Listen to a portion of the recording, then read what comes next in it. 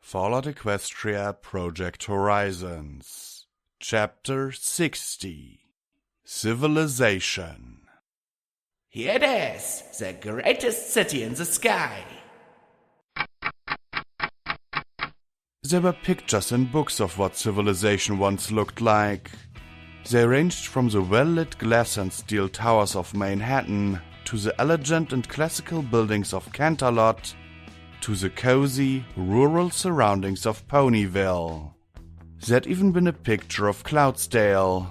I remembered it as being rather white and boring looking on the page, but now, staring at Thunderhead, I appreciated it a little better.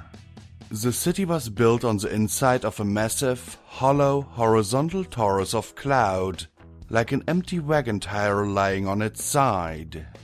I saw, as the flare edged up into the city from below, that the bottom lip of the tire extended in toward the center farther than the top, creating a sunlit ledge that supported actual living parks.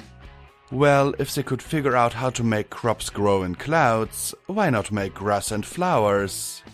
Large, impressive buildings were built into the thick, circumferential wall of the torus, and these were decorated with Corinthian columns, friezes of Pegasi and Griffin in combat, and grand statues that appeared to be marble. Along the ceiling of the hollow tube, hanging down like icicles, were hundreds of plain, cloud-hewn apartments where, from what Glory told me, the poorer folk lived. Equidistant around the city were 6 immense buildings that ran like pillars from the lip of the upper rim to the border of the park ring below. These, according to Glory, were the houses of Thunderhead's government. I'd been worried about how we were going to sneak into the city. I'd been imagining the city as a place like Tenpony or even the Society. A building, a cluster of buildings, or even a stable were what had crossed my mind. Places with big, guarded doors where everything going in and out was looked at carefully and judged. Here, there were so many ponies coming and going that entering had been as simple as moving up over the rim. There were flights of power-armored ponies flying around, but they seemed occupied with something else. The only interference we had was when a grey Pegasus pony with a studly chin flew over, inspected the cloud, and told Boomer to "Get that good heavy cloud to the worksite pronto!" And then he flew on because there were other ponies doing similar things. This was how the world was supposed to be. How it once was. Ponies working, living, laughing. It was like a soap bubble that had persisted for 200 years, protected by its mighty tower and advantages over its neighbors. There weren't ponies scrabbling for their next meal, worried about monsters, or just trying to keep from being robbed, raped, or ripped in two. Once we were inside the ring, Glory directed us towards the far side of the city. At first, I couldn't tell one part from another, but now I could see that different sections of the city had subtly different decorations in the form of colored motifs. The busiest was red, which she said was a business and entertainment sector. We were headed to the blue section, right in the middle, which seemed to have the largest and fanciest homes with the fewest ponies hanging about. As we reached the wall she'd pointed to us, she quickly flew out, nipped over to a control panel and tapped a few keys. A side of the wall swung up, revealing an immense garage, perhaps more of a hangar even, with an impressive gold and silver surfaced sky carriage supported by hooks in the ceiling. Though we scraped off most of the storm cloud getting through the door, Twister, Boomer, and Glory were able to tie the floor to the same supports. Wow, I can't believe we're really up in the sky! Scotch Tape said, jumping eagerly over the rail. Wait! Glory shouted, but too late. Scotch Tape's glee turned into a shriek of terror as she plunged straight through the floor. I reached out with my magic just before her tail disappeared from view and grabbed. The filly emerged, slowly, hanging upside down as she hugged herself and trembled. My horns strained. Had she been full grown, I wouldn't have caught her. When Glory picked her out of the air and deposited her on the floor, Scotch rushed to P21 and hugged him tight. Don't get off the boat. Not getting off the boat. Scotch Tape muttered over and over again as I let out a sigh of relief. P21 held her as she dealt with her minor breakdown. This might make walking around a little difficult. I frowned and levitated out Twilight's magic primer. Now I was glad that it wasn't just useless magic exercises for foals. She has a spell here that she says will let non-Pegasi walk on clouds. I read the details. It didn't seem all that difficult. Definitely nothing I would have tried a month ago, but who am I going to try it on, though? What's the worst you can do to me? Rampage asked as she trotted in front of me. I screwed up my face and concentrated. Imagine happy, fluffy clouds on the end of her legs. Happy, fluffy clouds. I felt the magic discharge. You don't look any different. Maybe Boomer can bring in some of that storm cloud we scraped off and— Banzai! Rampage shouted as she jumped off the far side of the ship. Her cry trailed off to silence as all of us stared in shock. Oh, Celestia! I muttered as I slowly walked to where she jumped. First Lacunae, and now Rampage. I should have known better. I thought I cast it right. Falling, and sure, she couldn't die, but who knew what we were over this second? We were near the core. She could find herself impaled on a ruin, or— Then a strapped pony launched herself over the rail and landed atop me. You're dead. I was just messing with you, she said smugly as she lay atop me, then frowned and tapped my metal reinforcements. Wow, how do you and Glory get your sexings on? Don't these shave? A bit, but so long as I'm on top, it's not too bad.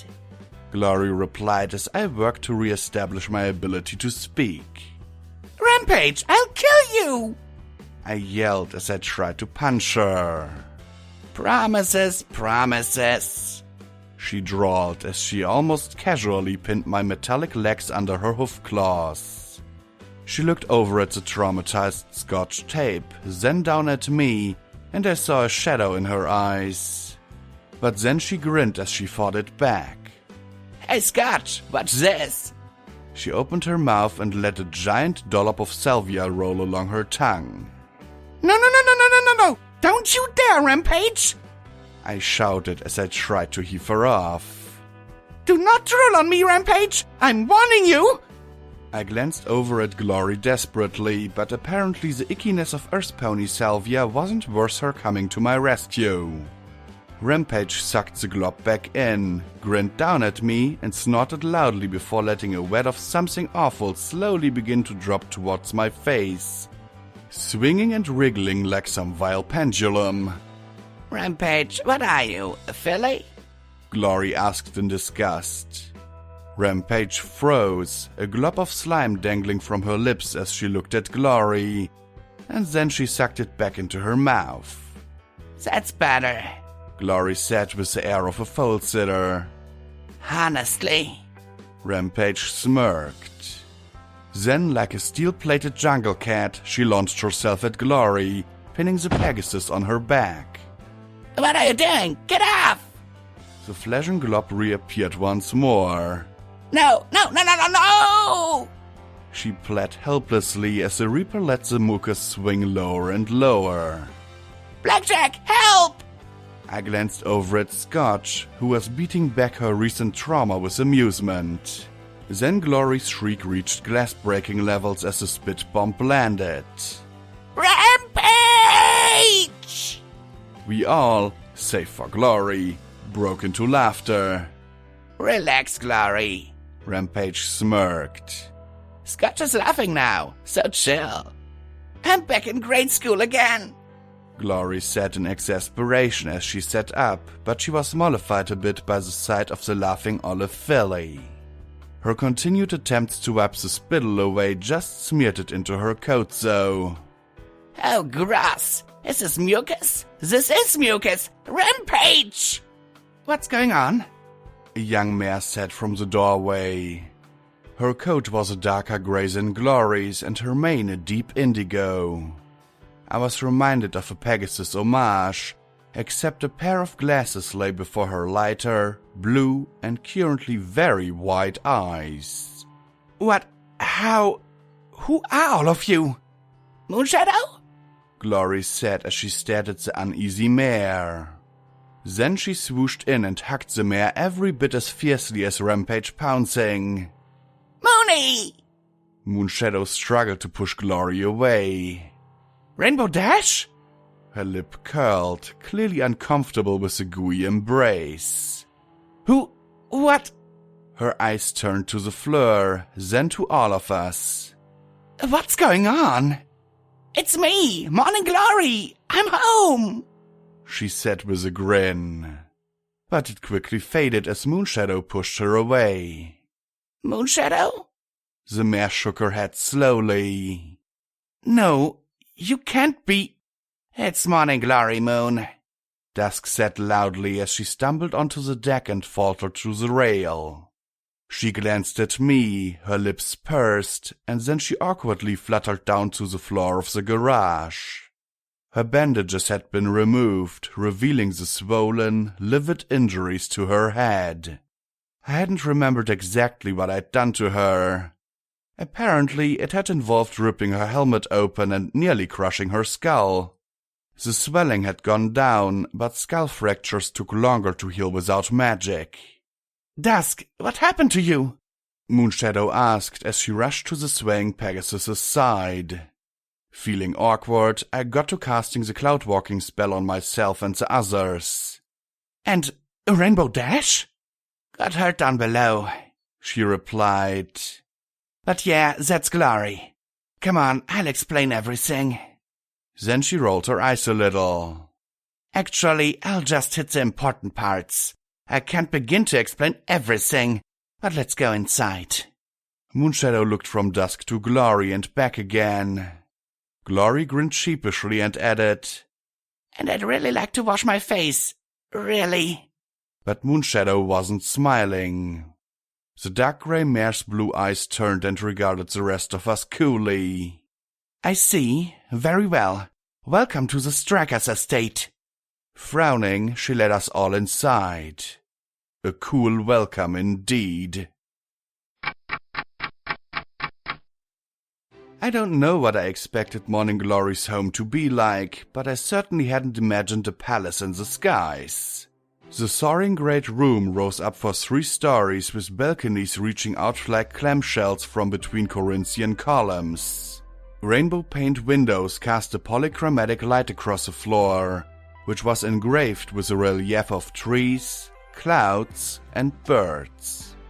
As thunder had rotated, the light played slowly across the surface, the charts of color illuminating one spot and then another so that what was a bluebird 1 minute could be a blue lake 10 minutes later. Scotch Tape stared at the architecture around her with literal jaw-dropping awe, her fear of falling miles to the ground forgotten. She raced back to the Fleur for some scrap paper and charcoal and immediately began sketching what she saw and writing notes. I observed a few particularities as well. No stairs. Thank goodness there were toilets on the ground floor. There were also a lot of people for an estate almost half the size of my stable. 4 Pegasi, 2 mares and 2 stallions dressed in formal black attire were apparently paid to keep the place neat and tidy. They stood by, clearly unsure of what to do but ready to act if Moonshadow, Dusk, or Glory needed them. I noticed a great deal of wrinkling noses, and I felt embarrassed for bringing the stink of the wasteland into this vast and amazing structure. Then I put it out of my mind as I had bigger things to worry about. We'd moved into a library where enchanted, vaporous shelves held books old even before the war. A tapestry of some kind hung from the ceiling to the floor, showing generation upon generation of ponies stretching back centuries. I'd never realized that Glory's family, through her father, went back even further than my own through Twilight. Two identical young dove-gray fillies with pink manes listened to Glory and Dusk with matching expressions of awe. Her siblings, Lambent and Lucent. Moonshadow listened to every single word with focus, asking few questions and simply taking it all in. From the firm frown on her lips, she wasn't happy with any of it. When we got to the part about the enclave and Lighthooves, Dusk suggested that Lambent and Lucent show scotch tape the rest of the house, while the butler brought her an aspirin. The three went out, along with a maid to supervise, while we were left with a table of stale desserts and oddities. The water was lightly flavored with lemon. Boo seemed somewhat disappointed with the bland sugar cookies provided. Then we told Moonshadow about the plague and the upcoming attack. She took it all stoically, even more so than I thought possibly given her sister's appearance and company. Her blue eyes closed thoughtfully, and I gave Rampage a stern glare before she could start making snoring noises. A minute later, Moonshadow opened her eyes again, and she did not look happy. I need to speak to my sisters alone. Then her gaze switched to me before she added, You can stay. You seem to be in the middle of all of this. What? What are we supposed to do? Rampage asked as she panned from Moonshadow to Glory.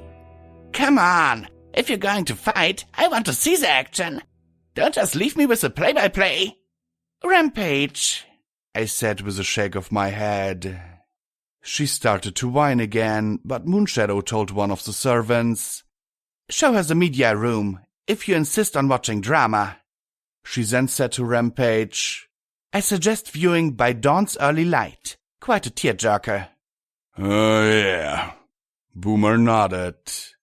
I love the scene where Captain Silverwing gets shot and has to lie on the mountaintop while his squad punts back. He adopted a gruff tone and said, Fight another day, boys. Fight for me. Fight for us. But do it tomorrow. Me, I got a dance to keep. And they go and the griffins start to swoop in on him and... He trailed off as he realized that we were all staring at him. What? It's a heartbreaker of a scene. Especially when it cuts back to his special pony back home. Rampage looked at him blankly, then smiled. Well, you sold me. I'm game. Then she turned to the butler pony and said grandly, To the boob tube, Juves. My name is Droplets, ma'am. He replied stiffly. This way. Together, she and Boomer left. P-21 turned to Twister and frowned a moment. Maybe you and I can talk till they're done. I'd like to know more about Navarro. It might help me understand what all the fighting is over. Skybright, Glory said to one of the maids. Why don't you show them to the kitchens and make them something to eat? The sky blue mare nodded and trotted to the door, smiling as she opened it for the pair. This way, please. I looked over at Boo, the blank blinking confusedly now that ponies were leaving. Or maybe she was just struggling to chew on one of the stale white dusky discs they called cookies. Go with them, Boo. They might have fancy buck cakes. I don't know if she understood me, but she perked up a little, tossed the half-eaten cookie back on the plate and trotted out after them, seeming quite pleased. Such a bizarre mare.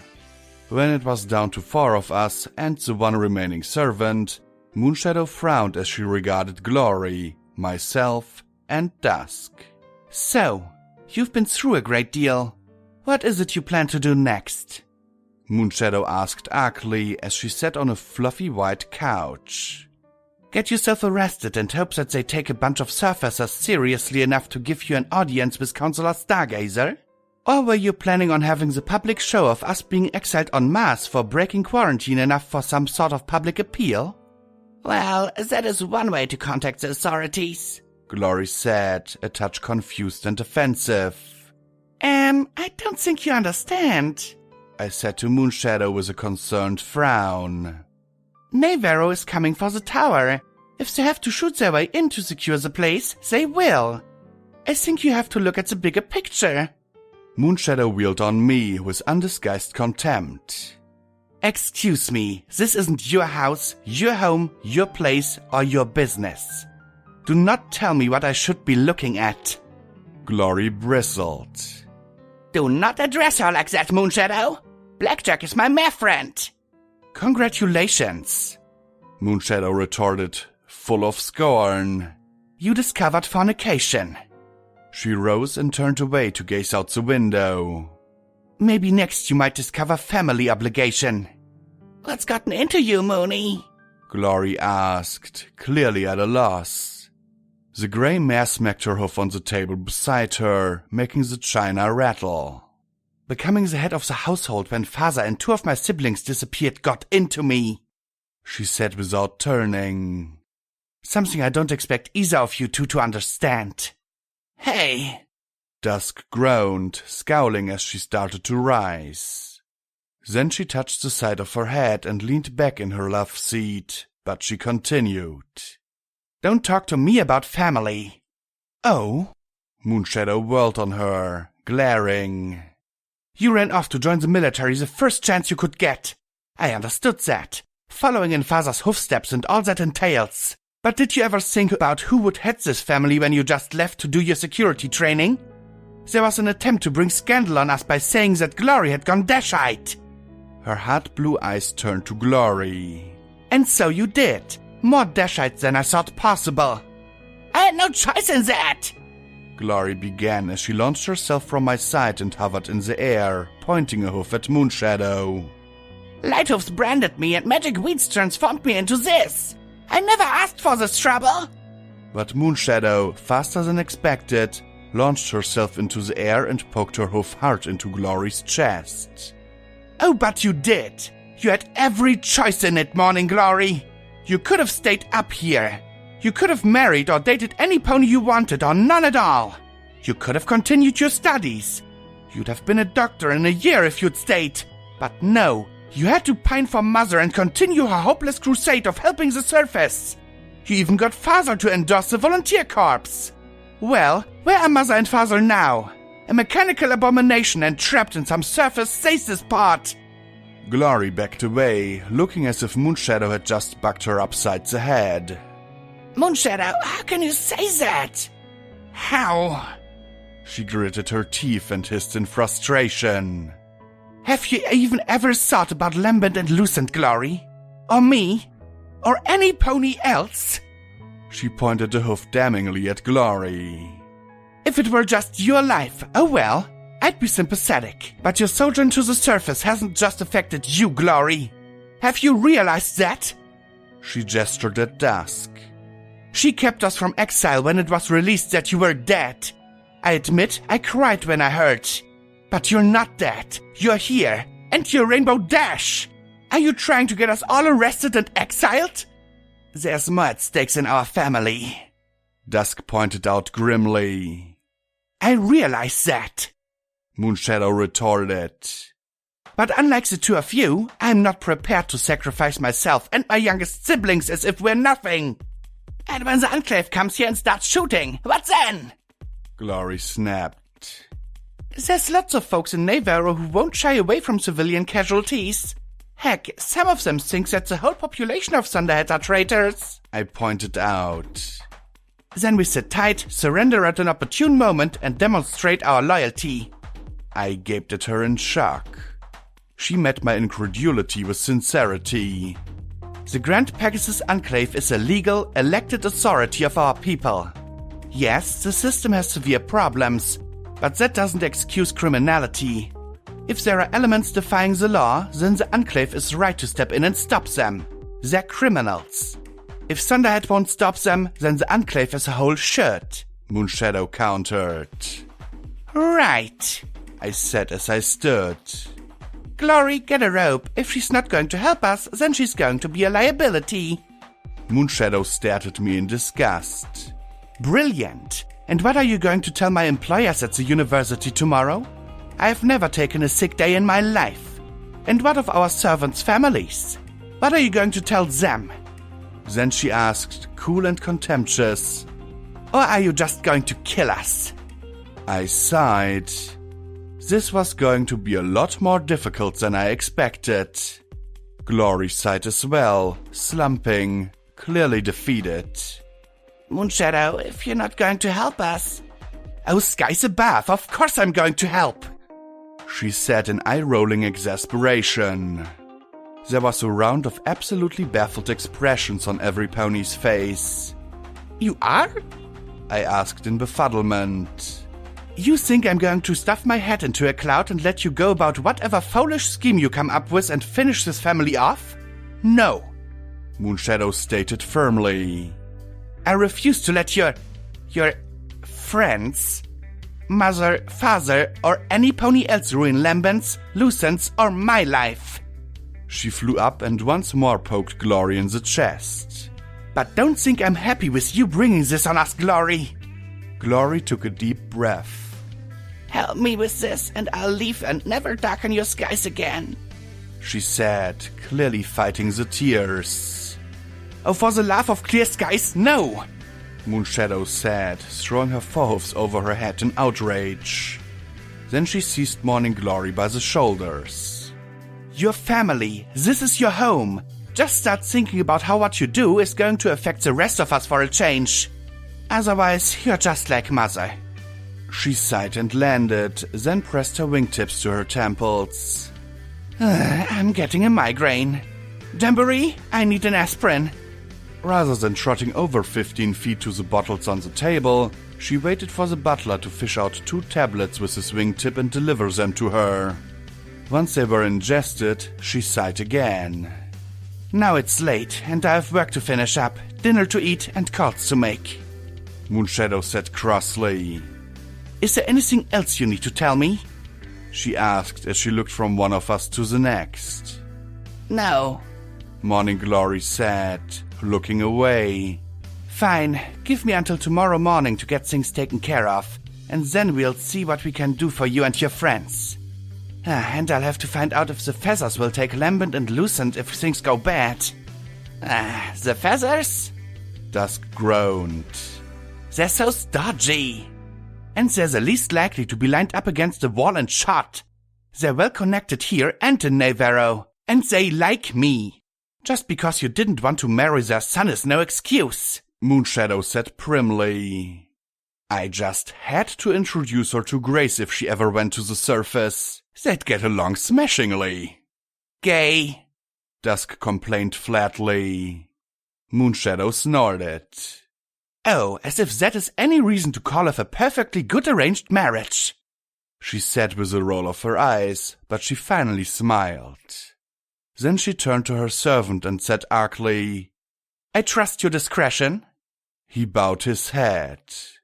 Yes, ma'am. I shall be sure to get it from the others as well.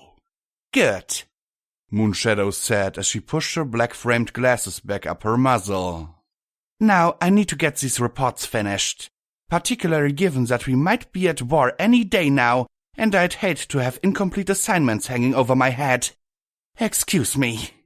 And with that, she rose and exited the library, the servant following in her wake. 10 raptors are coming to seize the tower, and she's worrying about paperwork? I asked in bafflement. Dusk shook her head, then winced. Glory sighed. She's always been the responsible one. I didn't know how angry she was with me, though. I thought she liked me. She does, Glory, Dusk said with a smile. She's just cranky. Moonshadow is a perfectionist, if you hadn't noticed. Smart, sure, but organized, too. I used to amuse myself for hours nudging her picture frames off level and then watching her drive herself crazy. Or sharpening one pencil a little more than the rest. That annoys me, too, Glory said with a frown. Well, it did. After the wasteland... Yeah, but Moonshadow I could see trying to organize the empty cans in order to rustiness or something. Dusk said with a tired smile. I can't believe she yelled at me, though. I didn't think Moonshadow could yell. Glory said ruefully. You never rifled through her desk. Could have been worse. At least she didn't try and kill you. Dusk said quietly. Sorry about that, by the way. She rubbed her head and winced. Stupid skull fractures. Healing potion didn't help? Glory asked with a concerned frown. Helped a lot. Spending a week or two locked to a gurney and being questioned half the time didn't. Hopefully my brain will get the memo and stop hurting. It's nerves in the bone and muscle or meningitis. Brain tissue doesn't have... Glory trailed off in the face of the flat look from her sister. Right, sorry it hurts. Twister and Boomer came back in. So, what's the plan for meeting with the counselor? Twister asked Glory. I mean, you all got some sort of family connection or something, right? Actually... Glory rubbed the back of her head. I was expecting Sunlight Security to knock on the door 5 minutes after we arrived. I didn't think we'd actually make it all the way here. We all stared at her with expressions of shock. What? She said defensively to me. You disappeared to my ride pony, so I just figured I'd do what you do and make it up as we go along. Glory, I said plaintively. My ideas are terrible. They've always been terrible. Why in Equestria would you do that? I'm sorry, alright? She burst at me. I'm not a leader. I don't have whatever it is you have that lets you do things. I just figured out we'd get up here and, one way or another, we'd get in contact with the counselor. Maybe she'd find a bunch of surfacers interesting enough to chat with. She bowed her head and crumpled before my eyes, hugging herself with her wings. I know stuff, Blackjack, but I can't do stuff. Not like you can. Finally, she averted her eyes. You have no idea how jealous I am of you for it. Dusk sighed. Let Moonshadow mull it over, Glory. Not only is she smart, but she hasn't been gone for 2 months. And the very important ponies like her better. What's your plan? I asked Dusk. She regarded me coolly. After Yellow River, I doubted we'd be friends anytime soon. Once my head stops throbbing, I'm going back down to check on Lightning Dancer and Father. I think we'll need both of them here. I need Dancer, and I'm pretty sure Thunderhead is going to need Father. Then we'll see. She replied. Have to be able to fly 30 seconds without vertigo sending the world onto the Driston first. She stood and winced. I'm going to lie down. You two should probably do the same. No pony is going to see the counselor after hours, and it's late. I got it! We sneak in under the cover of darkness and talk to the counselor in her bedroom. I suggested, grinning ear to ear. Blackjack, Enclave counselors have round-the-clock security. Dusk said in tones that implied she thought every pony should know this. And Stargazer's husband fought with Father during the dragon attack years back. 1 shot, 1 alarm, and things go bad very quickly. Maybe there's a secret passage? Or do you have a photograph of her bedroom? I can teleport in. Maybe. I looked from one to the next, then groaned. I really don't want to put myself in a position to get arrested just to talk to them about their illegal bioweapons. Leave it to Moonshadow, Glory said with a sigh. She's smarter than I am. That said a lot. Yeah, but she doesn't have your heart, Dusk said with a small smile. Or my guts. She'd never go to the surface. She likes a nice, predictable life. No wonder she's pissed. Who could have predicted us? I gave her a hug and a nuzzle. Moonshadow might be smart, but I didn't quite trust her. Still, for Glory, I could give it a try.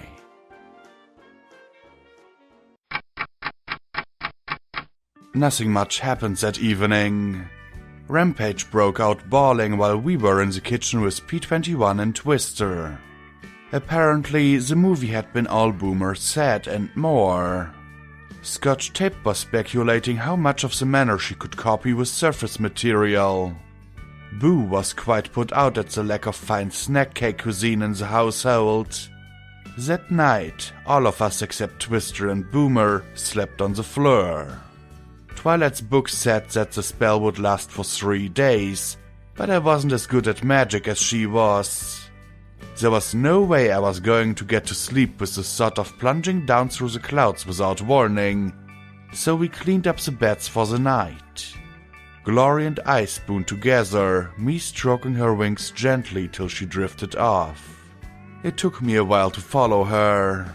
I never thought I'd miss being tired.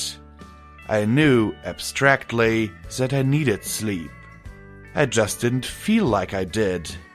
I breathed in the clean smell of her mane. Purple or rainbow striped, she still smelled like my Glory. And let my brain gradually shut down as the floor quietly creaked around us. What was waiting for me? Nightmares? Memories of Lacuni's passing? Worse? I guess I would see.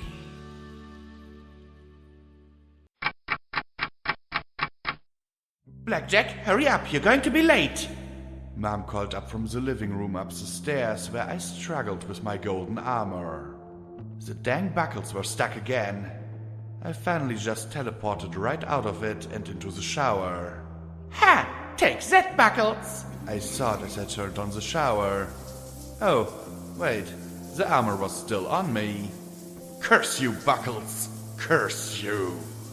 I dumped the saturated armor on my bed, gave myself the briskest rub down in history, and would worry about it later. I raced down the stairs so fast that I bucked my shin where the stairs took a corner. I raced past the living room, where my little sister Boo waited patiently in her soft pink dress. You're not dressing up? You should dress up. Mom, make her dress up. We don't have time. I groaned. He's not going to care if I'm not all frou-frued up. Mom looked at me and smiled. Blackjack, go dress up. Defeated, I returned upstairs, selected a red dress and wiggled into it. There, I'm dressed. Brush your mane too. Boo insisted. Mom! Brush your mane, you still have plenty of time. I sulked spectacularly as Boo took a brush and ran it through my mane and tail a few times. There, now can we go? I asked. A royal guard wasn't supposed to look all prissy. We were supposed to be tough and loyal and never give up. We saved ponies. Make a... Boo began to say, but I levitated a pillow off the sofa and bapped her head with it. Mom, Blackjack is using magic to pick on me again. Boo, she doesn't need makeup.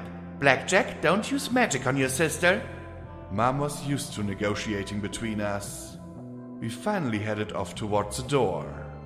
Have fun. Yes, Mom. We said in unison as we stepped outside into the warm afternoon light. The creak woke me. It wasn't like most of the noises on the floor. Those were soft, repetitive, soothing things. This was one, singular, groan of a plank on the side of the bed that I was facing. One eye opened and I stared at the empty air above Glory. Nothing. Go back to sleep, Blackjack. 6 sleepy ponies in my head all agreed. It was far too early for this. But something had made that board creak. I stared at nothing while Glory slept like a log beside me. Then, not making a sound, I drew my sword from its scabbard. It floated slowly over Glory, illuminating her features. I waved it slowly through the air along that side of the bed. Then the air on the other side of the bed gave the slightest of shimmers. A pony with a stealth bug was standing right next to Glory. I tensed, ready to strike. Then the shimmer disappeared entirely as they moved away from me and the bed. Were they just backing away to fire from out of range? The door opened with the slightest of rasps all on its own, and, as quietly as I could, I slipped out of bed. Something was very amiss here. Thankfully, Glory's snores covered the creak of my own hoof falls. I looked out into the hallway, checked in one direction, then the other. A tin can rocked slowly back and forth by the stairs leading to the deck. Step by step, I walked out into the open. If this was an assassination attempt, they could have dusted me a half-dozen times before now. I swapped from glowing sword to glowing revolvers. I know you're here, I said quietly as I turned around slowly on deck. I also know you probably could have killed us down there before I woke up. Or in the hall, or now. But you haven't yet. So I'm guessing you're here for some other reason. Still nothing. Had they gone? All I could hear was the sound of wind outside the city. Then the air flashed and the pony showed themselves at the prow of the Fleur. I'd seen Enclave armor before, but I'd never seen power armor like this. It wasn't the clunkier Navarro style of armor, nor the smoother lines of Thunderhead. This armor concealed every inch of their body, even the underside of their wings. The uniform black was broken by lines of purple. It had a black cape and a white-brimmed hat of all things. The eye slits glowed pale blue as the breeze made the cape flow dramatically behind. All in all, I gave it a 9. You need to leave, the pony said in a low, synthetic voice that raised my hackles. Makes that 9.5. I gestured to the airship. It's my boat. You're the one trespassing. I didn't see any guns on the armor, so I lowered mine. What's your name, friend? No, Pony, you need to know, they replied. You're not Little Pip, are you? No, I'm security, Blackjack to my friends. I saw the mare start at my name. You've heard of me. Sorry, I promise I'm not here to blow anything up. Blackjack. She narrowed her eyes a little. You need to leave. Afraid we just arrived, and it wasn't an easy trip, I added as I approached. Congratulations on getting here. Now go home. I sighed, shaking my head. So soon? But I really wanted to look around and see the sights. And we need to meet with Chancellor Stargazer and deal with Lighthooves, I answered. I suspected that this wasn't him. He wouldn't bother with disguises. Who are you? The pony dealing with the situation. Leave, the Dark Pegasus replied. Stallion? Mare? Well, it was hard to tell with power armor and robo voice. You're not one of the bad ponies, but I can't let you stay if you're going to do what she said you would. She? She who? Dawn? Crazy thought here, you could work with me? I said with a grin, gesturing at them with outstretched hoofs and then back at myself. Help me out, oh mysterious one. The pony didn't answer. Oh, come on. Who are you with? Thunderhead, Navarro, General Stormchaser, Lighthooves? What? They approached me. I'm the one telling you to get out of here. I don't know if she was right about you or not, but I can't risk you throwing everything off. You're trotting on stage, thinking you know the steps to this dance. You don't. Trust me. Go home. Lighthooves and the Enclave are being handled. They turned away. Well, some pony got an A in their be as cryptic as possible class. We can't do that. I came up here to help Thunderhead. To help the Enclave too. The pony stopped. I can appreciate the irony and the sentiment. I also appreciate how asinine your position is. However, you should leave. Thunderhead law enforcement will be occupied tomorrow, so you should just pack your ship up again and go home. You have your own problems to worry about. Thunderhead is Glory's home, and I can't just leave when everything is about to go wrong. I love her. I finished. There, I said it. Now they had to help me. The mysterious black and purple pony stopped. Well, that's admirable. Then they looked back at me. Go home. I'm told you're supposed to do big things down there, like the other one. If you don't leave, I'll have to tip off security and you'll be spending your time out of the way till this is over. And with that, they disappeared in a purple flash. I'm telling you, I saw her! A power-armored pony with a cape and a hat! I said as we sat around the fancy dining table.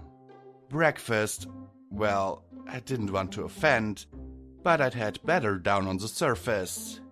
Sky food was a mix of bland with bland and a side of bland.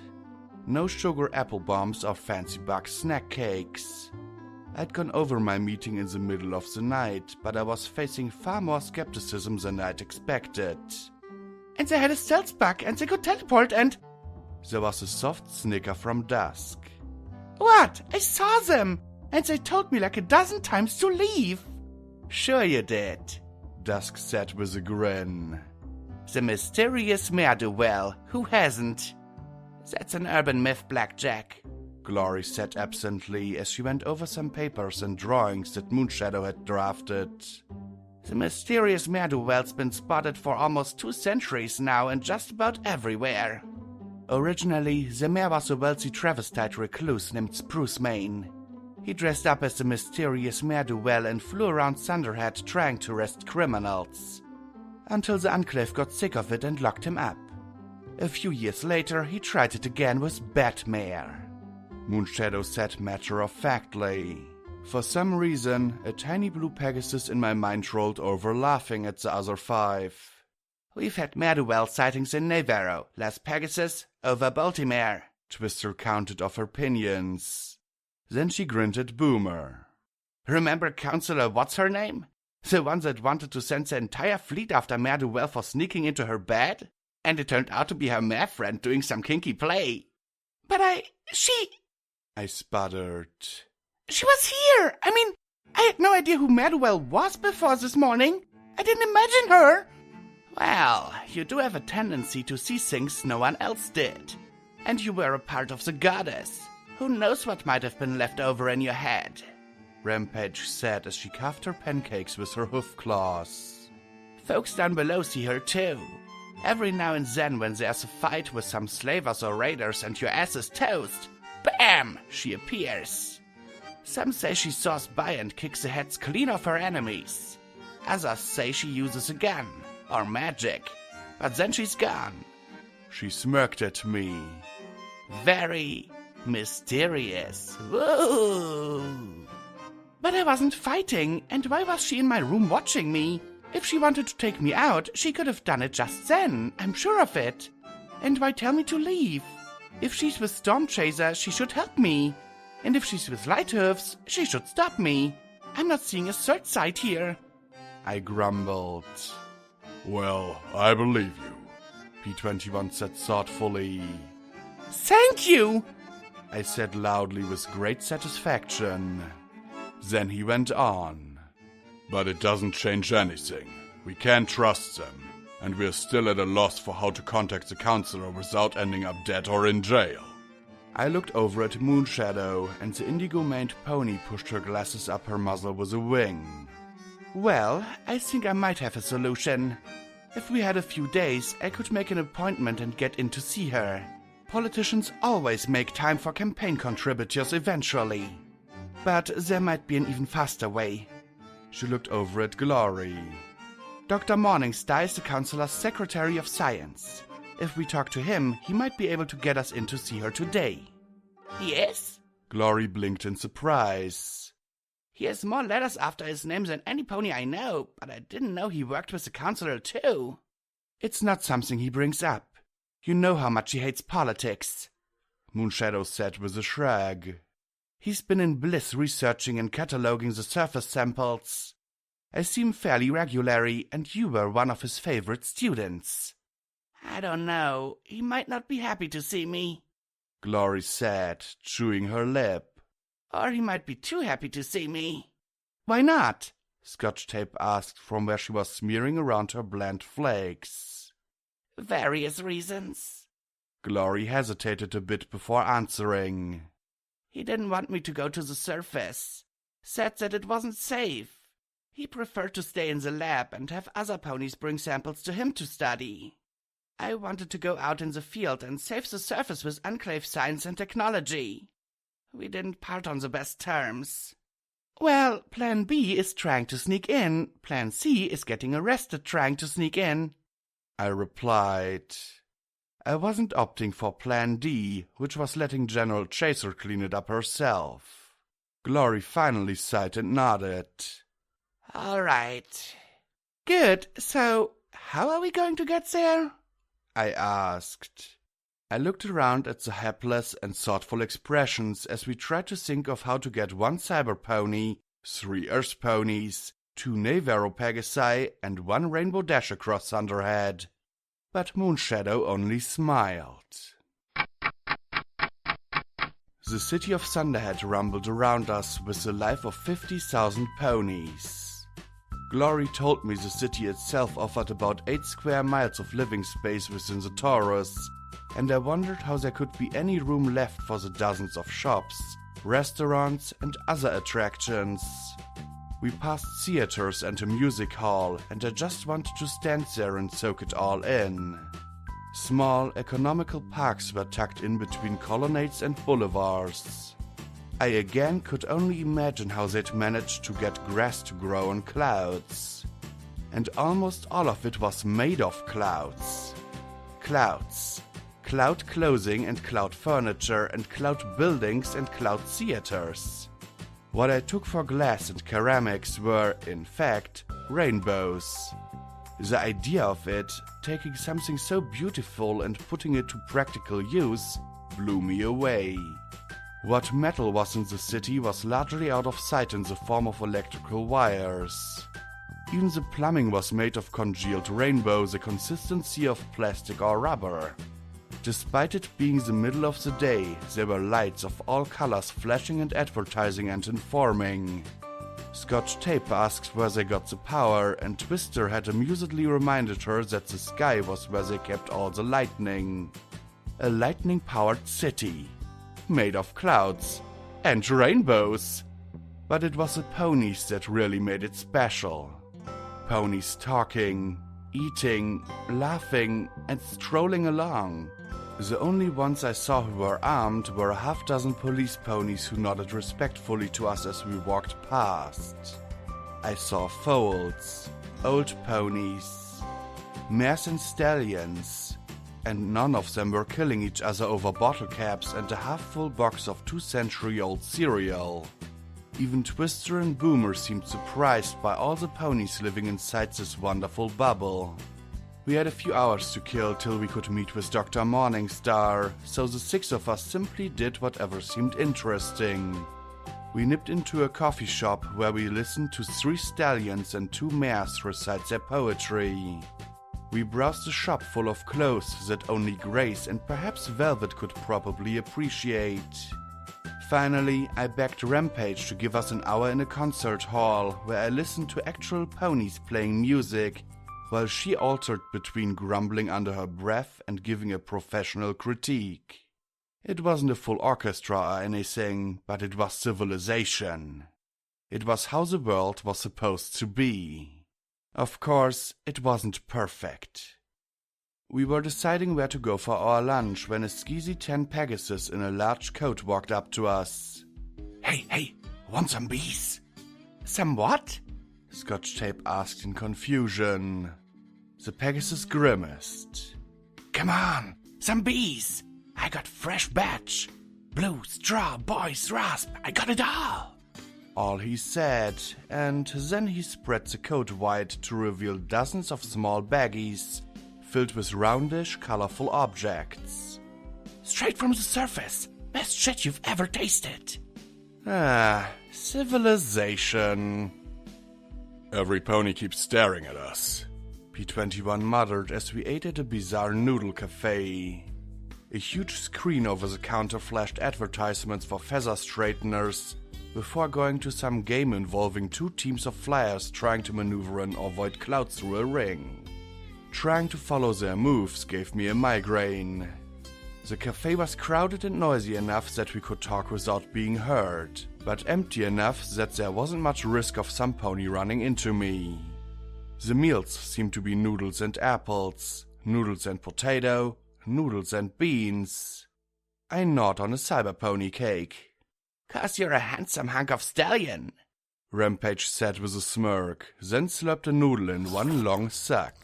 Or it could have been the fact her body was white, but her mouth stained with purple. Stop it! P21 growled as he frowned at the crowds around us. Is it my horn? Is it on straight? "It's fine. Wonder glue never wears off. You'll wish it did when it comes time to take it off," I assured him in low tones. I didn't think the Pegasi around us would hear a patch of empty air talking, but why take risks? The horns came courtesy of a Pretty Princess Alicorn play kit. Scrape of the sparkles and the blue horn matched almost perfectly. There had been a green one for Scotch tape and white ones for Rampage and Boo. Hopefully, no pony noticed that their magical glow was all the same color as I manipulated things around them from under Lanza's cloak. "She's right, Daddy. You look good as a unicorn," Scotch assured him, then blinked and hastily amended, "I mean, you're a good-looking unicorn. Yep, real good." She appeared a little young for an Enclave agent in her purple Enclave coveralls. Flustered, she glanced at her fork and cleaned her throat in annoyance. I made with the magic, twirling the utensil in the bowl and popping it in her mouth with a little more vigor than warranted. I'm surprised no ponies stopped us or anything, P21 said with a frown. Our plans don't go this well. "Of course it's going to work. It's not my plan," I reminded him. He glanced in my direction, then snorted. Your plans aren't so bad. Did he forget the last months? Well, you're being escorted by 3 ponies in power armor, Boomer said. Might be that's keeping them back, so I have to admit that I prefer old armor. It was a bit more buckish. "It's still your old armor. Blackjack just altered it to match Dusk's. That's all," Twister said casually. I'd spent nearly an hour casting and recasting and tweaking Grace's alteration spell. I felt like I had an army of rampages kicking my skull trying to get the magic to work. I'd only seen it once, and Twilight's magic primer had more on turning apples to oranges than making Navarro power armor match Thunderhead armor. Still, I'd managed to make their pair look less like the former and more like the latter. "I don't mind the smoother lines personally. You do a good job with magic-y stuff." It's genetic, P21 said warmly. 2 compliments in 2 minutes? Was he feeling well? Then he turned to Dusk, who seemed to be on the mend after a day out of Enclave custody. So, ponies are intimidated by the armor? "Partly," Dusk said in low tones. "But mostly it's that you're what every pony expects to see. Unicorn's here to do a job, with a standard military escort. I've done it 5 times myself. Babysitting detail. The unicorns gape and stare like you are. I know what the paperwork looks like, and the lingo, and most of the security ponies by name." Her smile faded and she frowned at the crowd. "Honestly, I'm a little surprised none of them have stopped us. My visitor last night said they wouldn't," I muttered. That got a fresh round of skepticism. Dusk sighed and shook her head. "Well, I'm still technically MIA, so I can't call in and verify." "You should go to the hospital," Moonshadow said in concern. Dusk scowled at her. "I've been locked in a med bay for more than a week, and the second I trot into a hospital, a whole lot of ponies are going to have a whole lot of questions for me to answer." Dusk said sharply, then groaned and rubbed her temples. "I want to get back down there and see Father and Dancer before I spend a month in debriefing and medical treatments."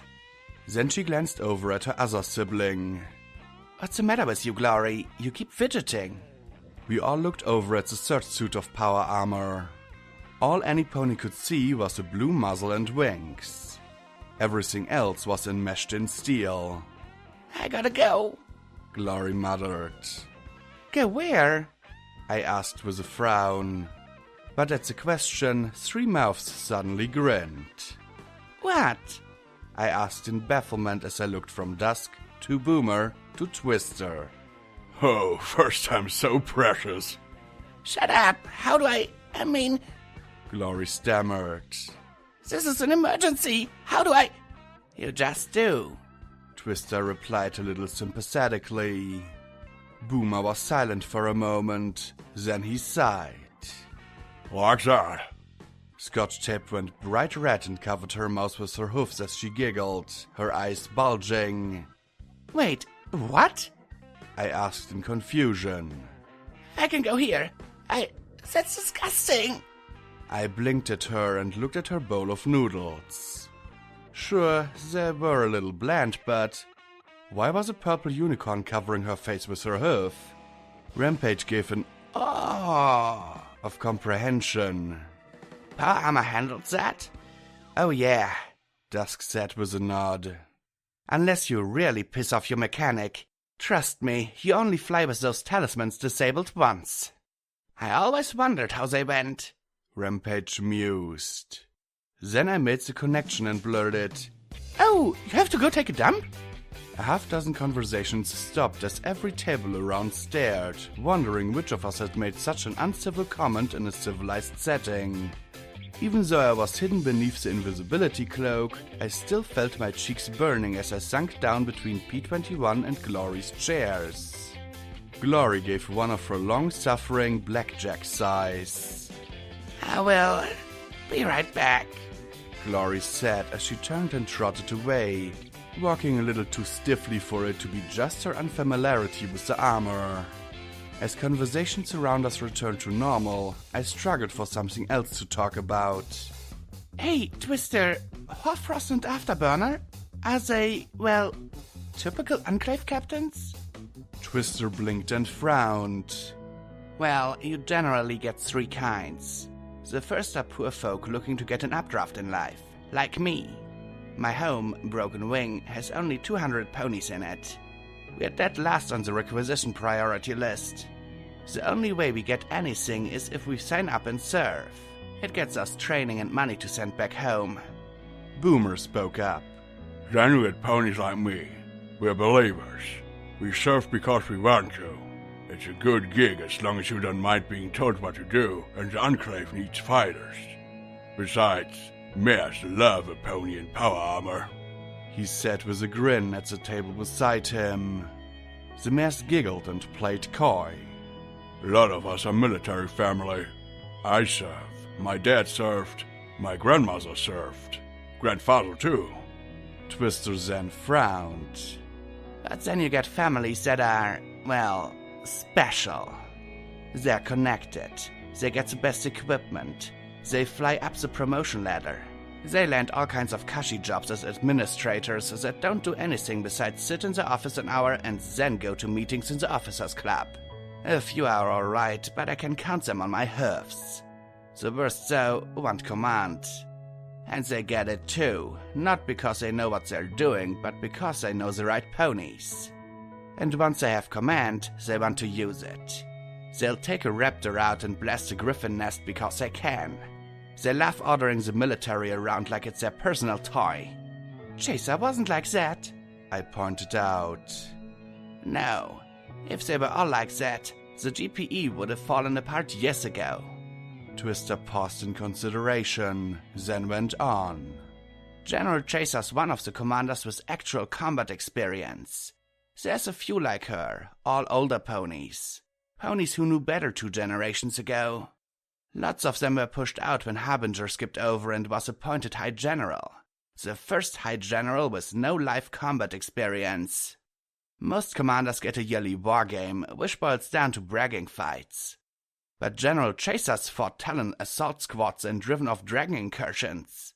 She was front and center during the Wendigo incursion in the north 30 years ago. Twister said with a smirk.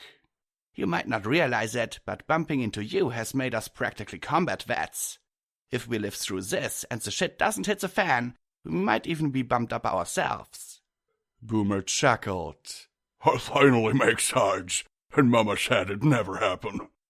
I didn't know that. I thought that all Enclave soldiers were well experienced, I said quietly. Well drilled, but drills only take you so far. Then you run into a unicorn in the restricted area and you try to detain her and she sumps all three of you and rides you off into the wasteland. Twister said with a frown. Thank goodness we were able to gloss over the details of that. Fact is, Enclave's in trouble. Most ponies know it, but we just don't think about it. Live for today and don't think what's going on. Hell, I was like that before bumping into you. But no pony's doing anything about it till now. With Thunderhead bucking the system and Mary Pony. Boomer began, but then the screen lit up just as one of the stallions kicked the cloud ball straight at the ring like a bullet. The game was interrupted by a special bulletin, and the cafe erupted in boos and gripes. Still, the volume was more than sufficient to hear over the outcry. A somber grey stallion held paper in his fetlocks as he stared soberly into the camera. This is TNN with the breaking report. We have just confirmed that the explosion on the edge of the ever-free no-fly zone was in fact a balefire detonation device. The military has stated that the weapon was an obsolete city killer equivalent to the device that destroyed Cloudsdale 2 centuries ago. While there are no civilian casualties, Enclave military has yet to confirm or deny rumors that several raptors were critically damaged in the explosion. The screen cut to a green Pegasus mare in Enclave uniform. This is our official statement of events. The Enclave discovered the presence of a Zebra balefire weapon being stored at a pre-war facility and deemed it a critical threat to Enclave civilians. In the course of disarming the device, it detonated. Minor radiation spikes were detected in the settlements of High Cloud, New Pegasus, and Hightown. No civilian casualties reported. If you suspect you have been exposed to balefire radiation, please report to an Enclave medical facility. Here it comes, Dusk said with a roll of her eyes. The reminder. The green mare droned on, with pictures popping up in the corners of the screen. The Enclave military believes this should be a lesson to all citizens of the GPE that the surface, even after 200 years, remains exceptionally hazardous and beyond our ability to return for the foreseeable future. While we doubt there are other weapons such as this, the possibility persists of catastrophic damage from the surface. Biological, chemical, and radiological hazards abound, as well as barbarity and lawlessness. The pictures showed ominous black and white images of two raiders standing over a corpse, an emaciated pony foaming at the mouth, a Brahmin, and a hellhound crouched and ready to pounce. We encourage every pony to keep to the skies, safe in our Enclave. Thank you, Dusk said the last lines verbatim under her breath, perfectly in chorus with the green mare.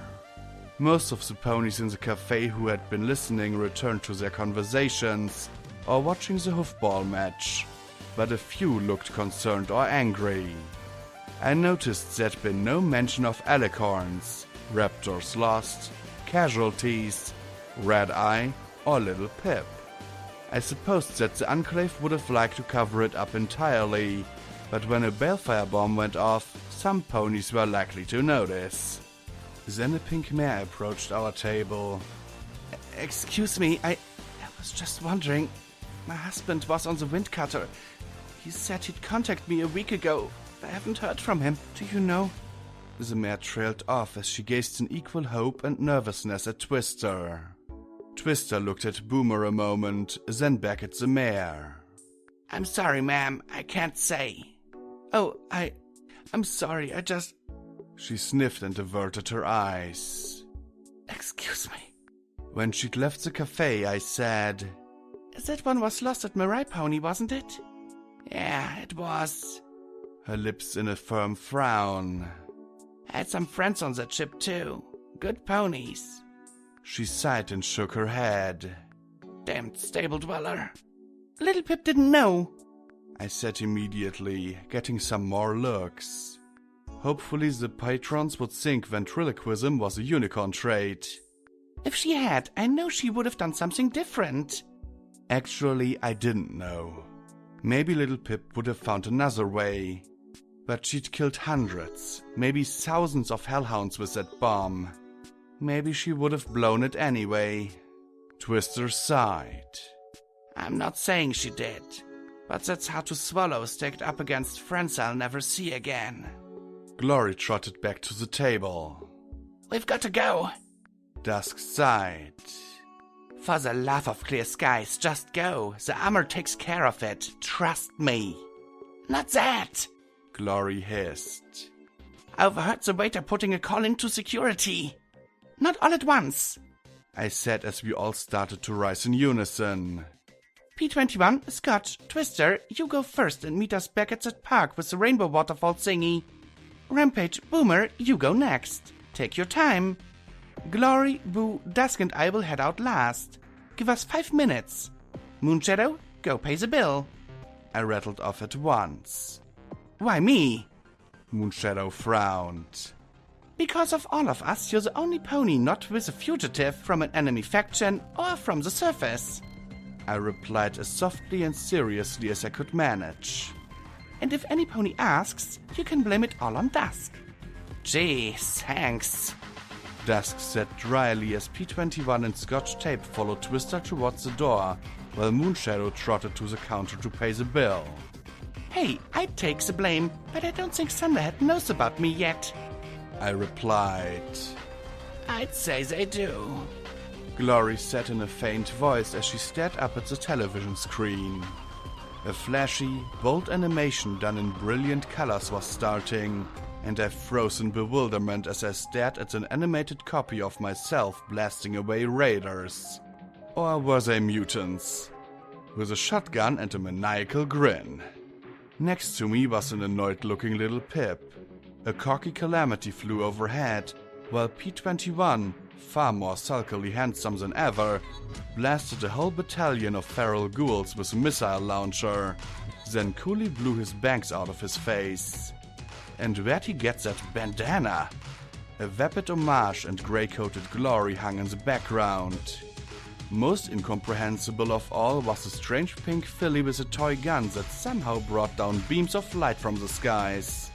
Rampage seemed cast as a villain, wearing bladed armor and grinned psychotically.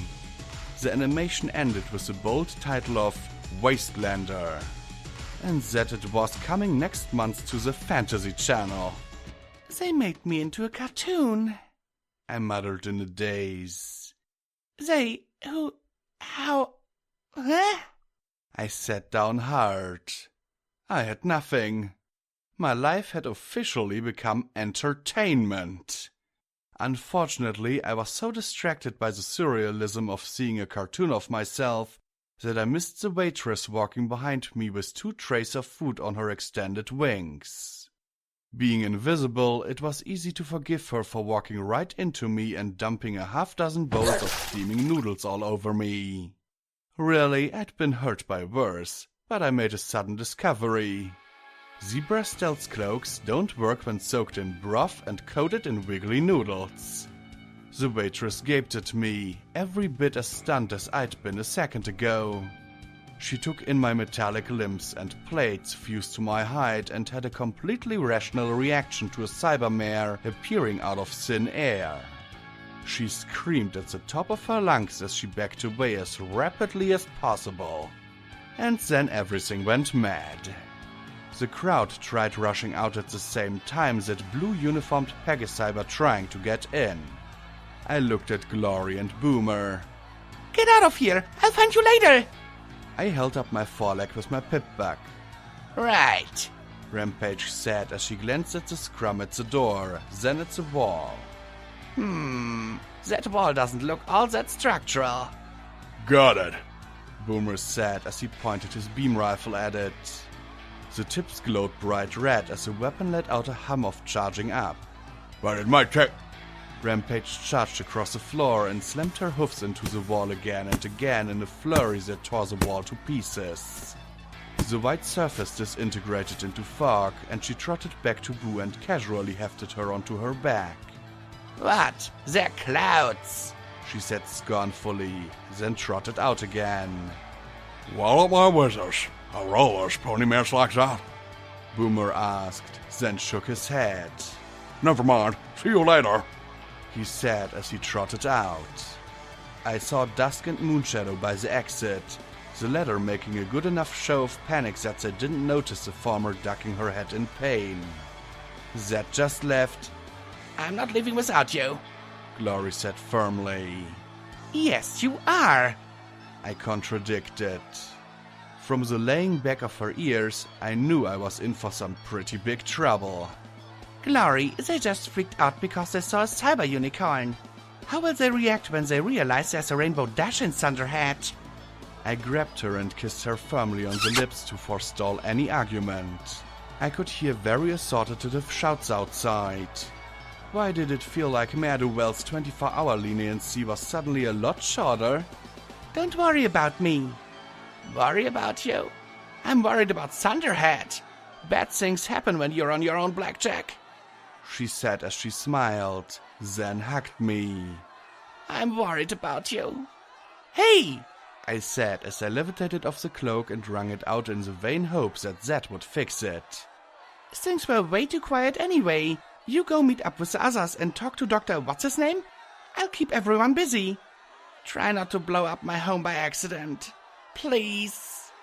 Glory said before giving me one last parting hug and rushing out the whole rampage had ripped open. I put my guns away. These were security ponies, just like back in Stable 99. I wasn't going to shoot them, but I was going to make them earn their noodles today. I burst out the front door and beheld the one Skywagon and the half-dozen officers around it. They stared at me. I grinned at them. And then things rapidly went downhill from there as I pounced into the midst of them like a cybernetically augmented jungle cat. I ducked my head under a mare who was yelling something about me surrendering right before I rolled her across my back and launched her up into the air with the buck of my rump. She smashed into an airborne blue stallion and they both went tumbling to the ground in a heap of clouds. Catch me if you can! I yelled as I raced in a direction away from my friends. I'd have to hide someplace till I got the cloak working again. I didn't dare lead them towards Glory's home or the university, so I traveled in the general direction of away. Only Glory could have been more conspicuous than an augmented unicorn. I raced along the street, yelling, "Clear the way! Excuse me! Coming through! Madmare on the loose!" I raced through the sidewalk cafe, lifting tables, chairs, and Pegasi above me and dropping them down as I rushed past. Of course, that didn't do much for ponies who could fly, but still. It was attention on me. I dove into a shop and tore out of the other side trailing a half-dozen garments. Really? Polka dots? Those had to have gone out of style 2 centuries ago. Halt right there! A blurry red stallion shouted as he landed right in my path. Unfortunately for him, he may have been larger than me, but he was nowhere near as dense. I pluffed right over him like a train through a fog bank. Or continue. That's great too. He groaned behind me. Sorry! I bellowed back at him as I jumped over a table and the startled ponies eating lunch. Oh yes, it seemed like I had quite shaken things up. A half-dozen police dived at me from every corner. I could have killed one, made a hole and evaded, but if I was going to start down that road, I doubted I'd just kill one. Got you! A mare shouted as I closed my eyes and concentrated. Come on, Horn, you can do it! Apparently, I couldn't, as the 6 ponies piled on me from every side. I focused, pushed as I was driven to the ground under the mound of ponies. I think more were piling on top of them. Even a cyber pony has her limits. Then a flash as I made 50 feet. I staggered back and forth, double vision dancing in my sight. I looked back at the very unthrilled faces of the Enclave security. From the black on my horn, no, I wasn't going to be teleporting again soon. I hoped I had enough resilience to keep my telekinesis. From the grim expressions on the law enforcement ponies' faces, I was going to need it. Unfortunately, things were getting crowded. There were a lot of civilians along this street. I spotted a skywagon lifting off and rushed to it, leaping into the back. Again, small inconvenience to ponies who could fly, but it was getting me away from where I might accidentally maim some pony. The mare pulling it looked back at me, her eyes wide and not quite believing what was on her wagon. Give me a lift? I asked with a grin, gesturing upwards with a hoof. She screamed and rolled upside down, dumping myself and half the wares in the wagon onto the streets below. I grabbed an unrolling bolt of brilliant red claws in my teeth, forehoofs and magic, and the fabric suddenly went taut and slowed my descent. I soared over the crowds, many of whom were gaping and whooping in amazement. The blue uniformed security ponies, however, had quite enough. They flew over the top of my improvised parachute, hooked it, and lifted. The claws jerked me up, and I hung there until they set me down in a plaza of some sort. They'd gotten beam guns too. That wasn't good. They might not kill me with those, but it was way too crowded to risk bystanders. I give up, I said as I dropped to the clouds. You got me, I surrender. When my horn was rested up, I'd teleport out of custody, meet up with Glory and... Then the crowd erupted in cheers, and a white stallion with a silver mane and a spectrum burst for a cutie mark pushed his way forward. His eyes were hidden by opaque black glasses. That was magnificent! Exactly how BJ would do it, babe! He put a hoof around my shoulder and waved to the crowd. But you weren't supposed to start the publicity stunts until next week. I noticed he had a fancy-looking pipbug on the waving hoof. Huh? The security ponies around me said, too baffled to notice that I said the same thing as well. One covered her face. Don't tell me this is another one of your damn publicity stunts, chickenary. Hey. I'd say this was a good stunt, a damn good stunt. Maybe a little premature. Gonna be hard to top it before the release. He turned to the crowd, who were now quite amused by my madcap charge through town. You want to see the same or better? Tune into Wastelanders. Next month. Guaranteed to blow your mind. He gripped me a little firmer around the shoulders and sub-vocalized, Wave to your audience, Blackjack. I gave a sickly little smile and waved. Damn it! The mare who spoke earlier swore under her breath. You're lucky this was just a spectacle, chickenary. If one pony reports so much as a bent feather or a bruised hoof from this, I'm going to fine you so hard you'll never work in this town again. She turned to the others. Come on, false alarm. She lifted off and pointed one last time at the white Pegasus. This is going to be reported, though. Don't think it isn't. Report away as long as you watch, he replied gaily, then turned to me. Come on, let's get my actress out of sight, babe. That was stupendous. I went along as far as getting out of sight of the officers before I just looked at him flatly. Who are you? Spectrum Studios had been a movie production house before the war and had seen no reason to stop when the world ended. The office was filled with canisters of films, slides, and dozens of movie posters.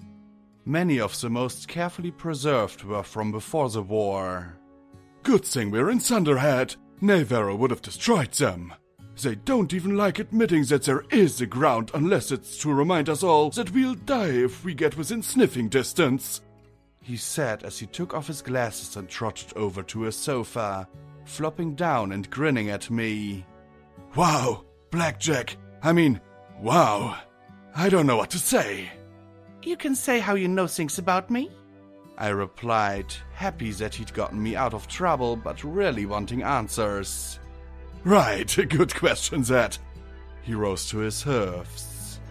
I've been a huge fan of the ground. I'd never go there myself. I'd last all of 5 minutes down there. Look at me. Glory's tougher than I am, he said with that dazzling smile. Would you like something to drink? Snacks? I got berries. I'd ignore the salvia responding to that statement. I'd like to know how a Pegasus who never goes to the surface knows about me. You called me by name, not security. And he'd mentioned Glory. He sighed and then ran his hoof through his elegant mane. Well, I suppose I owe you that much. I mean, I'm planning to release the whole life of the Lightbringer in a year or two. He lifted his hoof and tapped the pip back. It's because of these. Come again? I frowned. Pipbacks are wonders of technology. Storage and processing aside, they're constantly taking in and putting out signals. That's how they work. Say you pick up some junk. Well, the pipback might not know what it is, so it asks another terminal. And if that one doesn't know, then it'll ask another and another. And in almost an instant, it'll identify that thing. Then it might average out trading prices to tell you, in general, how much it is worth. Astonishing! He said with an eager grin. Where'd you get yours? I asked, nodding at his navy blue broadcaster. It made his smile waver a little, but a second later the grin returned. Heirloom, but it's not what made me able to follow your adventures, he said as he stood, trotted to a wall, and lifted down a poster to reveal a safe. When he opened it, he pushed the stuff inside to the sides and then pushed a button on the back. The wall behind me gave a click, and he closed the safe and trotted to another poster. And behind that was a hidden panel. I know you might think me paranoid, but when you see this... He pushed the panel in and slid it to the wall. Then, carefully cradling it with his wings, he withdrew and presented to me a silver helmet. It had all kinds of light bulbs, talismans, and wires coming out of it. This is a Perceptitron. Your own invention? I asked with an awkward smile. It was the most ridiculous-looking gadget I'd ever seen. It had a little fan whirling at the temple. Hardly. This was developed by Stable-Tech and the Ministry of Awesome for use in the SPP. He pointed it so I could see the winged thunderbolt on the front. I think this was a prototype. I found it in a lab in the tower when I was a kid. Took me years to get it to work right. And how does it work? I asked as I pointed a hoof at it. It allows the wearer to spy on the experiences of a pony wearing a pipback, he said grandly. Wicked, huh? It... what? I asked, somewhat stunned and a little baffled. And he'd been using it to spy on me? Well, there's limits. They have to be in range of the MAS-EBS towers, and cracking the encryption takes forever. Some pipbacks have only vision, and others give me nasty feedback. I've only been able to do it with a dozen or so ponies. But when DJ Pawn 3 started talking all about you heroes down there, I had to see for myself. He was so enthusiastic that I didn't know if I should be impressed or beating him soundly about the head and shoulders. Maybe both. It took me 4 days to access the Stable Dweller. 3 days for yours. And what have you seen? I asked archly. He caught my tone and coughed awkwardly as he looked down at the helmet. Only bits and pieces. It's only good for 15 or 20 minutes before it starts overheating. But I saw you in Hightower fighting that ghoul, and when you faced those harbingers at the sandpit, and a few other things. Nothing intimate, intentionally. I have some standards, he said with a slightly nervous smile and got himself out of a thumping. Intentionally? I asked, arcing a brow and watching him sweat. Well, I just happened to jump in while the Stable Dweller was with a pony named Homage. Wow, just... wow, he said with a sheepish grin.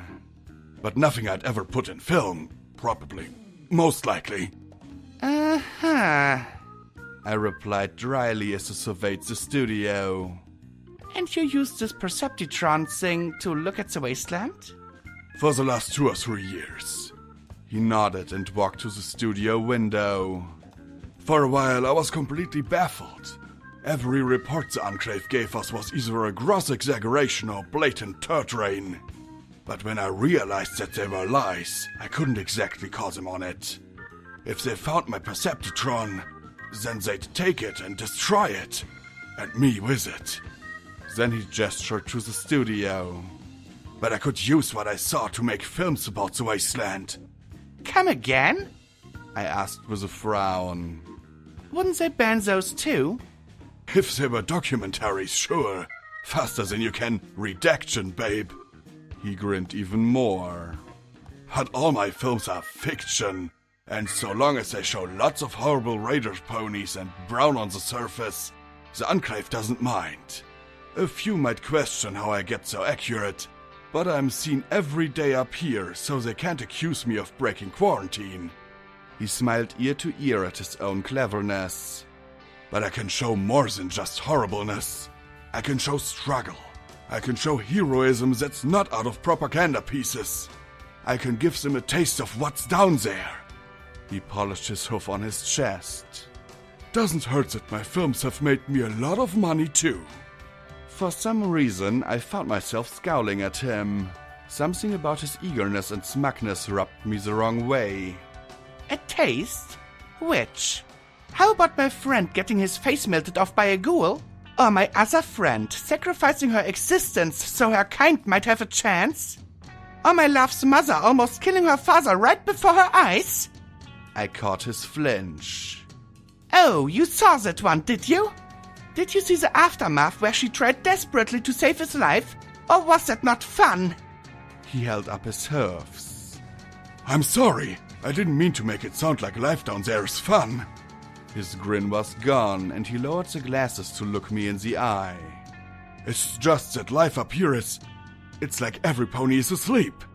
It's the same pro-war yet isolationist stories every day, every year. It's not living. You live more down below in one day than some ponies the entire life up here. Chicanery, be glad it's boring. Because if the wasteland ever made it up here, you'd wish for boring. You'd crave boring. I said as I stared at the device, then at him. You know about Glory? He gave me a worried smile. Oh yeah, the Rainbow Dash thing. Far out, but too far out I can't use it. No pony would believe it. Can I use your machine thing to make sure she's okay? I asked with a frown. He licked his lips, frowning in thought. If you got her PBT, we can try, babe. PBT, I realized, was pip-bug tech. He put the heavy helmet on my head and started attaching wires to a cloud terminal. As he worked, he went on and on about this SPP, a massive weather control device. I'd heard snippets before, but to hear about a system that let one pony control all the weather across the wasteland was a bit overwhelming. Chicanery talked eagerly and enthusiastically about it, seeing it from the perspective of a young stallion in love with stories. Me? I'd seen what super-secret projects could do. I added dealing with the SPP somewhere on my list of things to do before the world ended. Why would Rainbow Dash want it so? Well, Stabletech had the machinery to put a pony's mind in a machine. Wicked cool, huh, babe? I thought of Horse's knockoff and merely grunted. Well, Hardy wasn't interested in that. So she got some stasis thingy and made an interface for the SPP. She was supposed to be able to see all across the country and control the weather through it. This works the same way, but it accesses sensory info going in and out of a pip-bug. He knew me, so I assumed it worked. I just want to check on her, I said as I sent the tag info to the terminal. Sure, babe. Hold on, it's going to be a crazy ride. There were a few beeps, and the world swirled away. This wasn't a wild ride. I'd done this before, a whole lot before. It was the same sensation I had in the dozens of memory orbs I'd been in. The difference was, instead of being from years or centuries ago, this was life. It also wasn't a perfect experience. The colors were all shifted a little towards the red, and there was a persistent feedback noise in my left ear. It was also the first time I appreciated what it meant to be Rainbow Dash in her prime. This body practically thrummed with strength. I wanted to fly, and I wasn't even a Pegasus. The power armor she wore moved like a second mechanical skin that I felt very familiar with as well. Glory was in some kind of official-looking building. The walls were that particular beige color that spoke of serious ponies in serious suits, having serious meetings and nodding seriously at the choice of a very serious paint color, and the serious number of forms needed to implement it. I'm telling you, that alert shouldn't have been called off. Blackjack running like mad should have brought in a wing of intelligence ponies at least. Dusk said irritably as she limped along. If it had been a publicity stunt, they should have hauled in Chicanery by his balls and taken them as the fine. Chicanery does this all the time, Moonshadow said calmly from in front of us. You remember that griffin he dressed up as Gilda for the last stand of Rainbow Dash? Nearly caused a panic, but you have to admit that he sold tickets. Him getting a tower unicorn to pull off a pony from his next series isn't unthinkable. He'd be a star in Navarro for his own execution, Twister said from somewhere behind Glory. I think there's a standing warrant for his arrest. Well, this isn't Navarro, Moonshadow said sourly. We actually have rights in Thunderhead. I just hope Blackjack is okay, Glory said. They walked into a reception area where a green stallion with large wire-framed glasses greeted them with an eager smile. Sweet, Professor Mooney! Did the college finally spring for some unicorns to fix those talismans? Something like that, Moonshadow said with a glance at Glory. Could you find out if Dr. Morningstar can speak with me a moment, Beryl? It's urgent. About the signal? He said as he picked up a phone. No, but it's really important, Moonshadow said as she walked through a door and into a room with a dozen terminals scattered around strange equipment. Some of it looked vaguely familiar. I thought I'd seen things like it in Professor Zodiac's planetarium. The machines all hummed quietly and made strange beeps. Two stallions on the far side of the room waved at their entry before returning to their work. Glory looked back at Rampage, P21, and Scotch Tape as the blue stallion said, "What signal?" The 100,000-bit question, she said with a sigh. It's something the tower picked up a few weeks ago, being transmitted from space. Rampage and Scotch Tape immediately perked up, but Moonshadow went on. Don't get your hopes up for ponies with antennae. There's a lot of defunct equipment up there.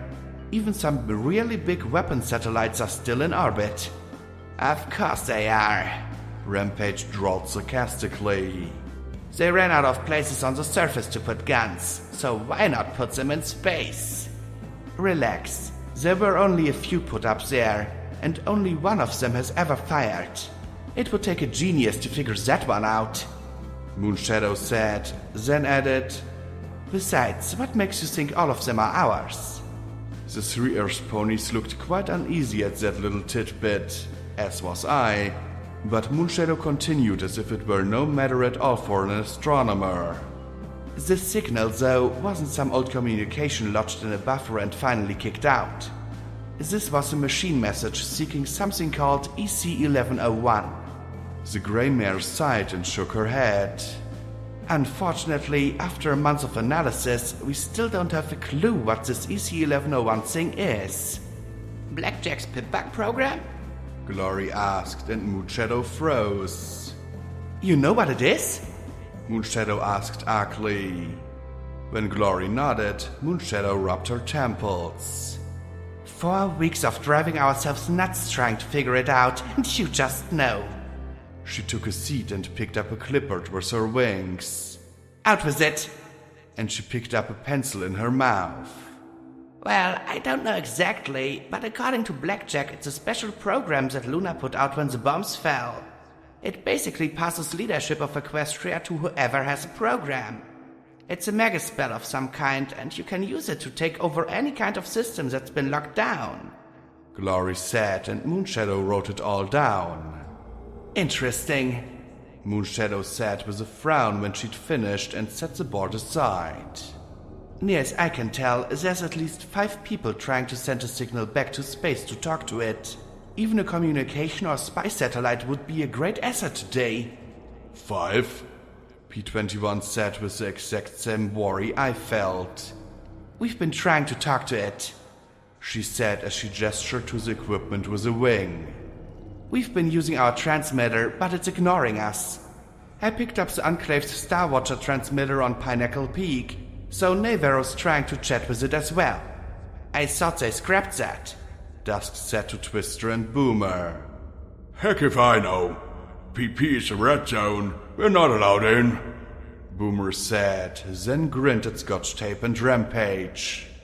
They're always looking for unidentified flying objects. The last 3 are strange. 2 are coming from the core, but one of them is gigasparks stronger. I almost couldn't pick out the second signal. The strongest signal, though, is a doozy. She stretched over with a wing and tapped the terminal. Where is it? She muttered under her breath. Then the scream began, only instead of hearing it inside my head, I was hearing it with my ears. One long, continuous, garbled screaming noise. Even though the volume wasn't loud, it still unnerved every pony. Moonshadow grinned. Pretty creepy, huh? It's machine speak. I can't even pick through hundreds of the junk to find out what it's actually saying. Moonshadow killed it, but I could remember it. I'd heard it before. I heard it all the time down in the tunnels. The scream of enervation. That it was a signal too was even more unnerving. It was like speech that melted flesh. What about that last one? Scotch Tape asked. That's only 4. Last one? Moonshadow blinked at the filly in confusion, then her eyes widened. Right. I always seem to forget about that signal. It's coming from Black Pony Mountain. She announced it, and I immediately felt a strange indifference fall over me. It wasn't important. That was just a boring chunk of black rock. Nothing special about it at all. And clearly every pony agreed. The door opened and Beryl poked his head in. Professor, Dr. Morningstar says he'll be between test strings in an hour. That's your best chance to talk to him. I wanted to listen more, but the feedback whine was growing unbearable. Hey, chicanery, unplug me from this, will you? I said aloud. At least, I hope I did. Chicanery? I hoped I wasn't going to have to do a manual override and break the damn thing. Then the world swirled away once more.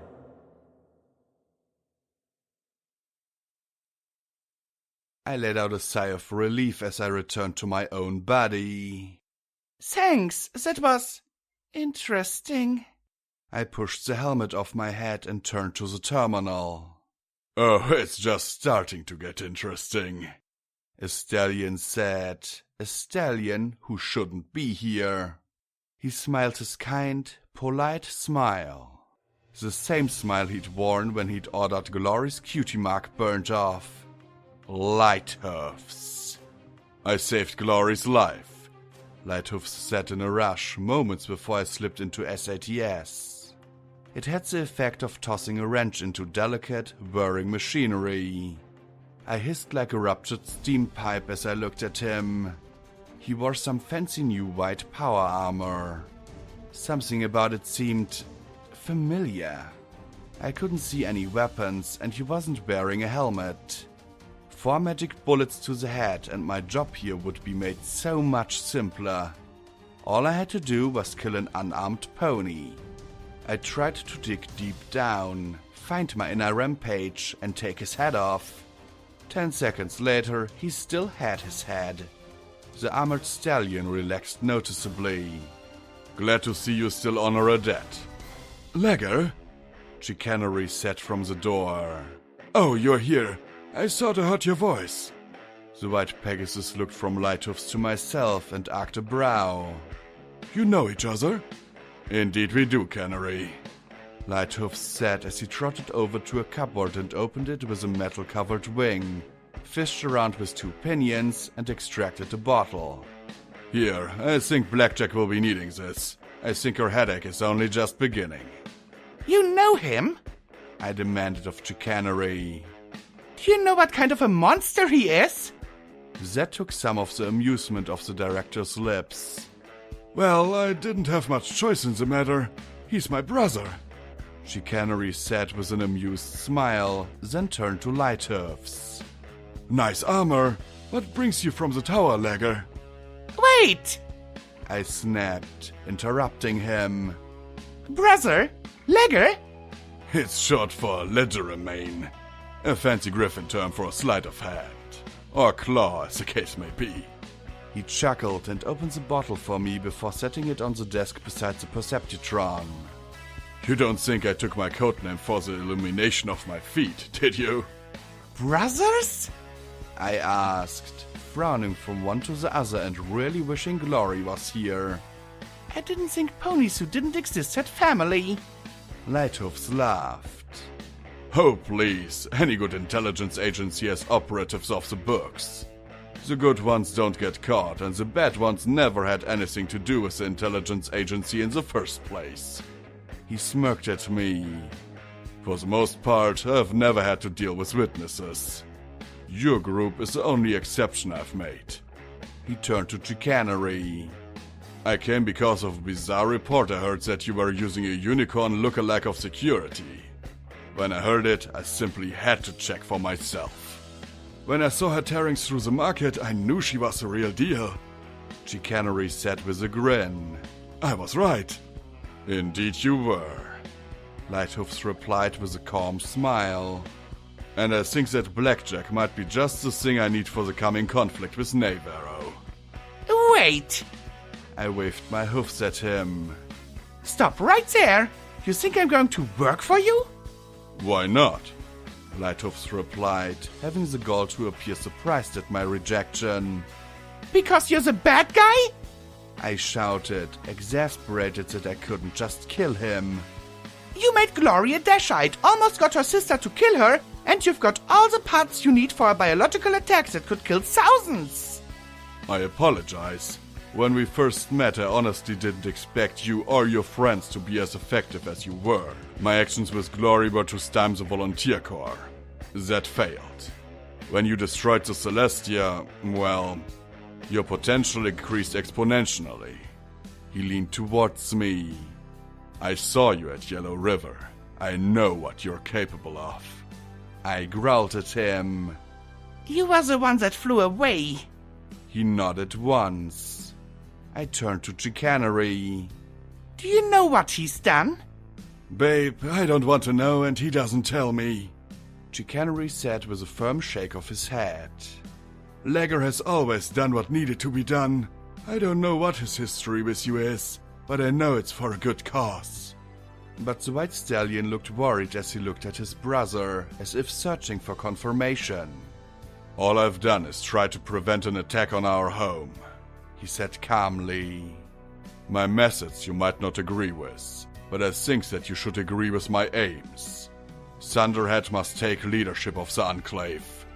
The Enclave is coming to break your wings and shove those missiles up your ass. I saw what they're bringing against you. I warned. They'll fail. The Zebra missiles are more than capable of evading their patchy, ill-maintained tracking systems. One demonstration should make that abundantly clear. Lighthooves said confidently. The missiles will be a deterrent, not a weapon. They'll make the Enclave back off, and time will make certain that they fail. Thunderhead will make new weapons with the resources of the Hoof, and as their raptors fall to pieces, we'll take our place leading both the Grand Pegasus Enclave and the surface. And if they attack anyway? I asked sharply. Shadowball Tower has defensive weapons, Lighthooves replied, but his smug smile vanished. But you're not certain that they can deal with what's coming, are you? I asked, then looked at chicanery. When the Enclave and Thunderhead had your first conflict, how many raptors did they send? 4. Chicanery replied. They're sending 10. I replied. 10! Chicanery gaped before turning to a grim-faced Lighthooves. Legger, that's almost a quarter of the entire fleet. We have other weapons, Lighthoofs replied, his smile returning. We fought 4 raptors to a standstill last time they came. They won't risk it. Have you met Captains Afterburner and Hoarfrost? I asked. Trust me, they'll risk it. It won't matter how shiny and new your power armor is. They want to risk it. Harbinger was going to attack you anyway, despite your weapon. Chicanery took off his glasses, his red eyes pleading with his brother. Legger! Quiet! Lighthoofs replied as he turned away. The situation is being managed. By who? I asked as I trotted back in front of him. He glared at me and I pressed the question. Who's calling the shots here? Is it you? Some pony above you? I asked with a frown. This all feels off. The whole plan feels like it either wasn't thought through, or some pony is mucking with things. This bioweapon deterrent isn't the real deal, is it? You don't know what's going on, Blackjack, he muttered, turning away again. Story of my life, I said, levitating him up and turning him around to face me again. So why don't you tell me? Why don't you tell me too, Legger? It'll make for a great story. Chicanery said with concern. We grew up in the tower. It was our home. So if there's something going on there, I want to know too. Blackjack, if I tell you, will you promise, on your life, on Glory's life, to help us in the fight with Navarro? He asked. Will you give up all your biological weapons? I countered. No, I can't, he said with a fatalistic smile. Then you know I can't, I replied. Let it remain. What's going on? Chicanery said in a horrified tone. Tell me! Lighthoofs still didn't answer. Damn it, stop trying to be the smug pony in the room and tell me what you're planning to do! Lighthoofs whirled on him. You like stories? Once upon a time there was a pony who loved his home very much. But his home was threatened by idiots who were jealous of their plenty. And for years they've threatened, insulted, and derided that pony's home and every pony living there. And that pony decided he would do anything to stop them. But the idiots only respond to threats and force, so he would create a threat, a real one. But Ledger, that's crazy! Chicanery replied. No, it's sane. It's the only thing they respond to. The Enclave leadership knows that they don't have the resources to control the populace, fight Thunderhead, and deal with an outbreak of a deadly pandemic. They'll negotiate, he said grimly, and they'll ask for the pony responsible. You, I said. You're setting yourself up as a villain to take a fall for Thunderhead. But I'm not an idiot. If the Enclave has the audacity, the stupidity to attack my home, then I have made certain that they will suffer for it, he replied grimly. I will see a dozen of them eating and tearing each other apart for every one of my people they harm. And that is why I can't give the weapons over to you. Right. I needed to pull the plug on this nightmare right away. Either Counselor Stargazer or Agent Stratus would need to rein him in. Some pony couldn't have had all the facts here, or else they were even crazier than Lighthoofs. Does the Counselor know about this plan? He sniffed.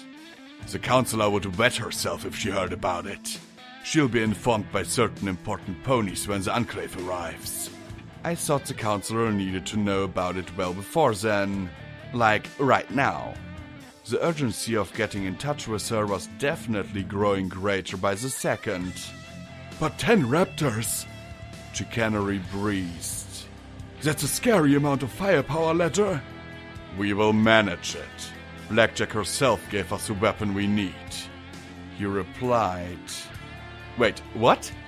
What weapons? I asked with a scowl. But he gave that insufferably smug smile. I grabbed him with my magic and hefted him up, slamming him against the wall of the office. What weapons? Then he reminded me that his hind legs were metal and my pelvis, while slightly reinforced, still had plenty of nerve endings. The impact of his legs sent me down and curled up fetally on the ground. He stomped hard on my prone body, smashing me into the cloud layer. I lifted my head to blow his damned face off like I should have when I first saw him, but got a face full of steel hoofs that made all kinds of stars erupt in my side. Stop it, Ledger! You're going to kill her!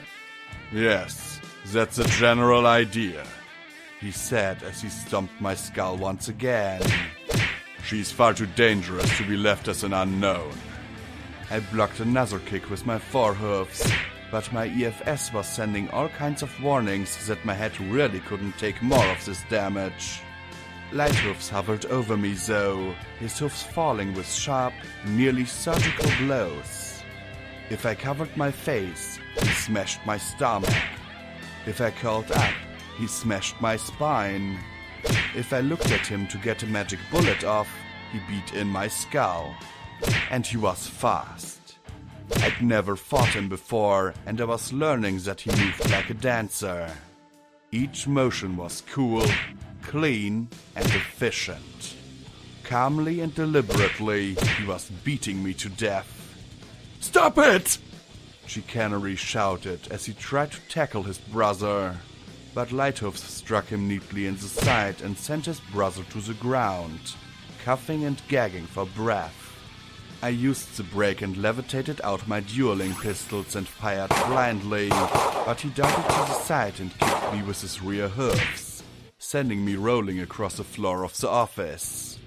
Contrary to what you might think, brother, the real world doesn't align itself neatly into heroes and villains, he said as he pulled out a beam pistol with his tail. Some of us must perform the necessary evils in order to make sure that good prevails, he said calmly, not taking his eyes off me as I struggled to focus enough to strike back. Given that I was seeing two of him swirling in my vision, that wasn't a good sign. Goodbye, Blackjack. A pity we couldn't work together. Then he tossed the beam gun into the air, caught it with his mouth, and pointed it right at my head. And I couldn't cast a spell to save my life, but I could end one. With the sword, a basic counterspell targeting myself, I scattered the magic that allowed me to walk on clouds and gravity took me. My last sight of Lighthoofs was his eyes widening in shock and a flash of crimson before I disappeared into the white fluffiness. A second later, I tumbled through the room beneath his office, and the room after that, missing a mare by feet. I barely heard her shout before I passed through the floor. I focused all my energy on restoring my cloud walking spell. Clouds were fluffy, right? And the magic wouldn't magically trap me between floors like a meanie stuck in a wall. Right? A tiny purple unicorn and blue Pegasus in my head looked at each other and simply shrugged. Now I really wanted to start screaming as I passed out the floor and into a reception area, where a half-dozen Pegasi gaped at me in horror and confusion. I really wanted to get the spell off. I wasn't the best at magic, but I was Twilight's descendant and I'd really shown a lot of improvement in casting, hadn't I? It was just a cloud-walking spell. Just imagine happy clouds on your hoofs. Happy clouds. I clenched my eyes closed, trying to push out the magic. I could do this. I could... My horn gave an anemic little spark as I whooshed through the floor. Damn it! I shouted as I fell through the bottom of the building and into open air. I saw the buildings that had housed Chicanery's studio hanging like icicles above me and growing rapidly smaller. Now I was too scared to scream, or maybe I was screaming and I just couldn't hear it over the wind rushing in my ears.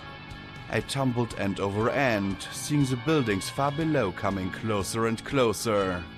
And presuming I didn't hit metal in the floors of those buildings, I doubted the ground would be all that accommodating. There wasn't anything I could do. I wasn't imagining happy clouds. I was imagining Cyberpony painted across a wasteland a mile down. We got you! a mare shouted. Stop swinging your hoofs! Go limp! I forced my eyes open to see 4 Pegasi flying around me. It took all my effort to do so. I had to trust they were here to help. If they wanted me dead, they could have simply let me fall. One by one, they took my hoofs in their own and arrested my tumble and then slowed my descent. As we approached the bottom of Thunderhead, I glanced up. I couldn't even tell which of the hanging buildings had been Chicanery's studio. As we approached an open plaza, I said, Wait! I need a second to cast my cloud-walking spell! For once I was glad my body was mechanical. I'd likely be hyperventilating if it were all flesh and bone. It took me several tries to get it right, but the Pegasi were patiently supporting me till the clouds were able to. That was a rough fall. The mare who'd grabbed me said calmly as she supported my left while I tried to get the spell going again. Are you okay? I pushed a hoof down and the cloud finally, obediently, supported my weight. I'm much more okay than I would have been in a minute or two, I said to them. Thanks for catching me. No problem, it's what ponies do, right? She replied with such open honesty that I couldn't help myself. I hugged her. This was how the world was supposed to be, and it was nice to see it as normal for a change. You sure you're okay? She asked in clear concern. She was now taking in my horn and my cybernetic legs. Are you an actress? Yes, I am, I said simply. The truth was simply too far off to believe. Oh.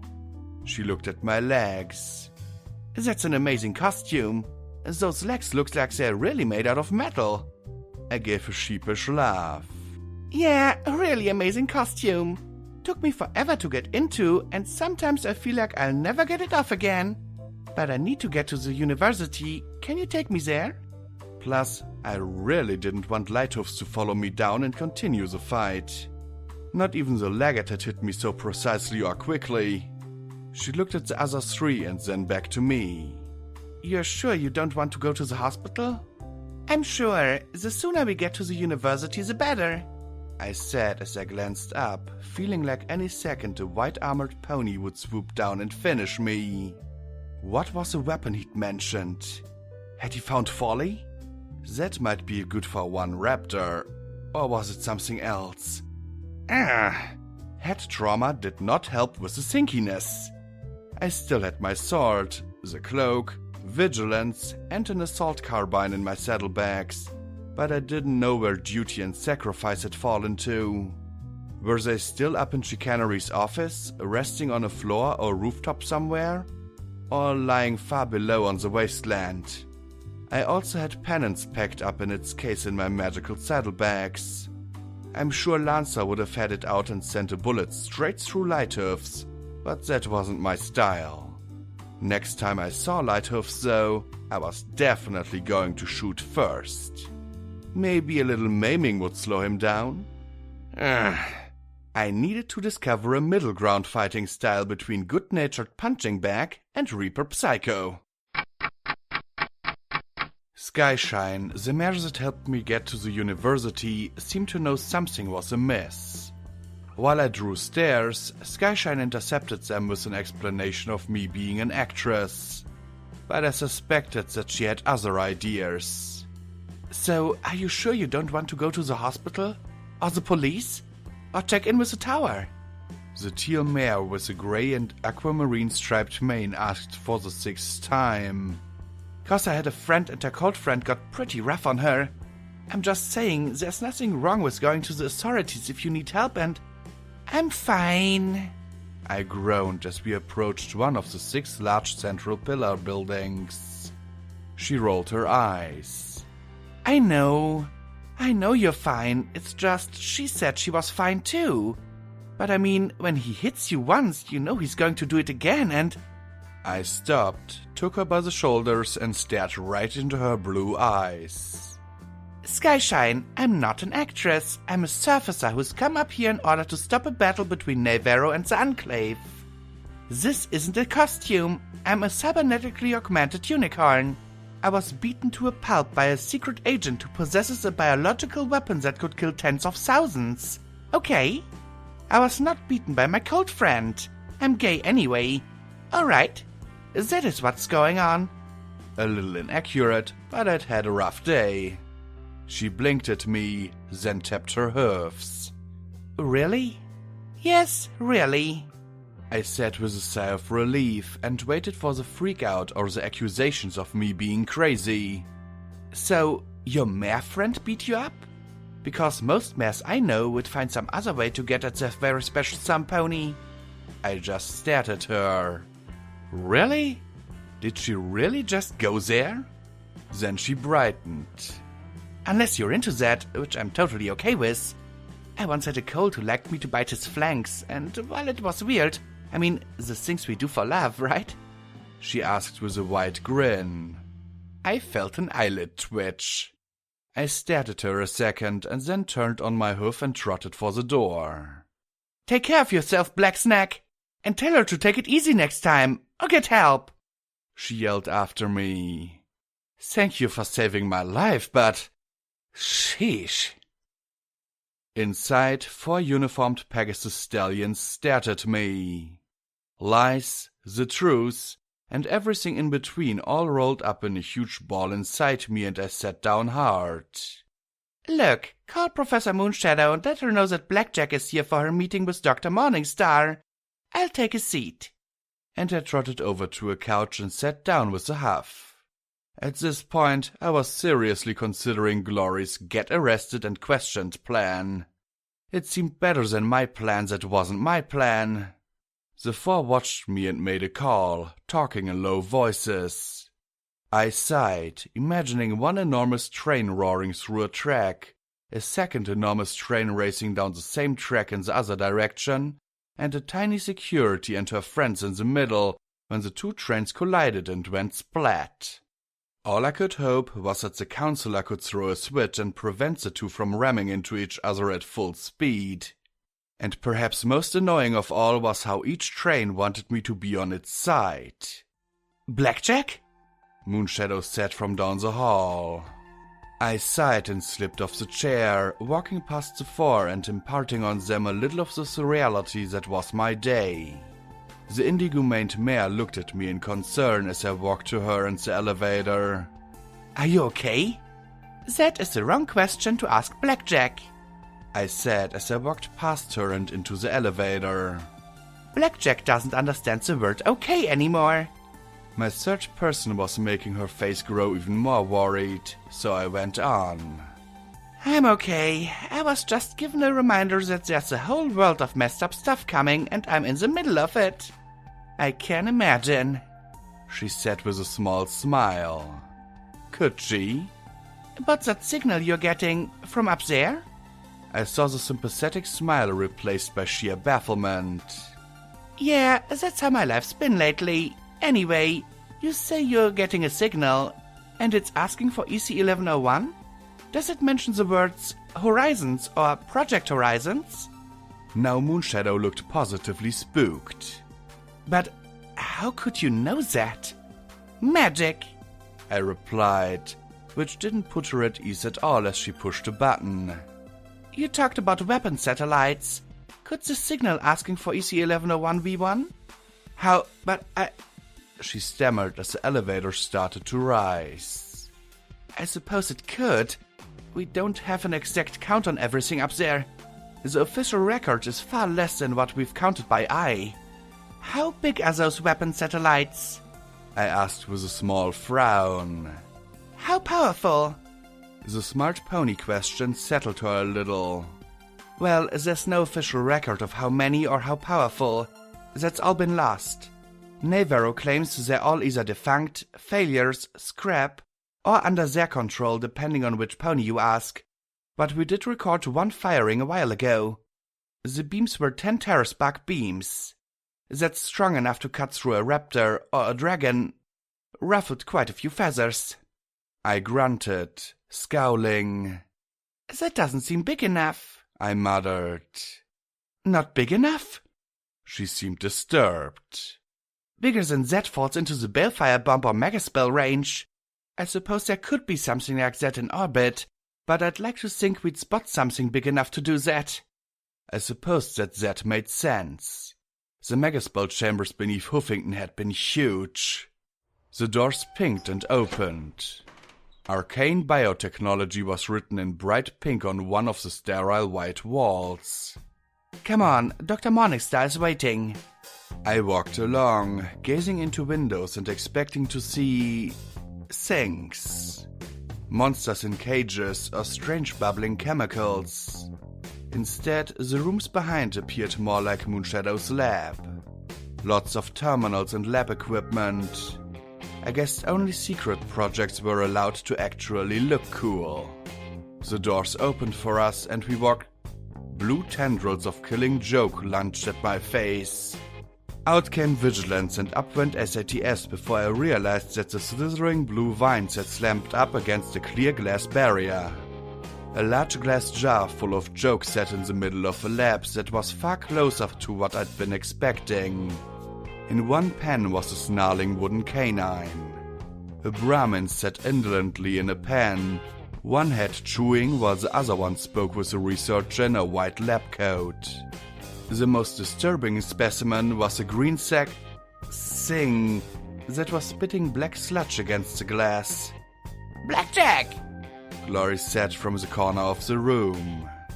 I looked around for the others, but only Glory was present. Given that she'd removed her helmet, I'd missed that revelation.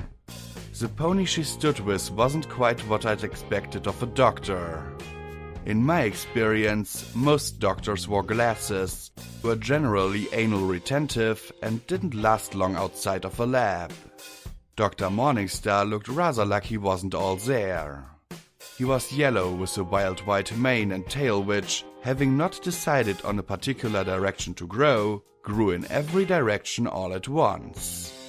This was exacerbated by an equally tangled beard which seemed just as animated on his face as a Killing Joke in the bottle. His thick glasses magnified to the point where it looked like he was staring at me through two pools of water. Doctor, this is...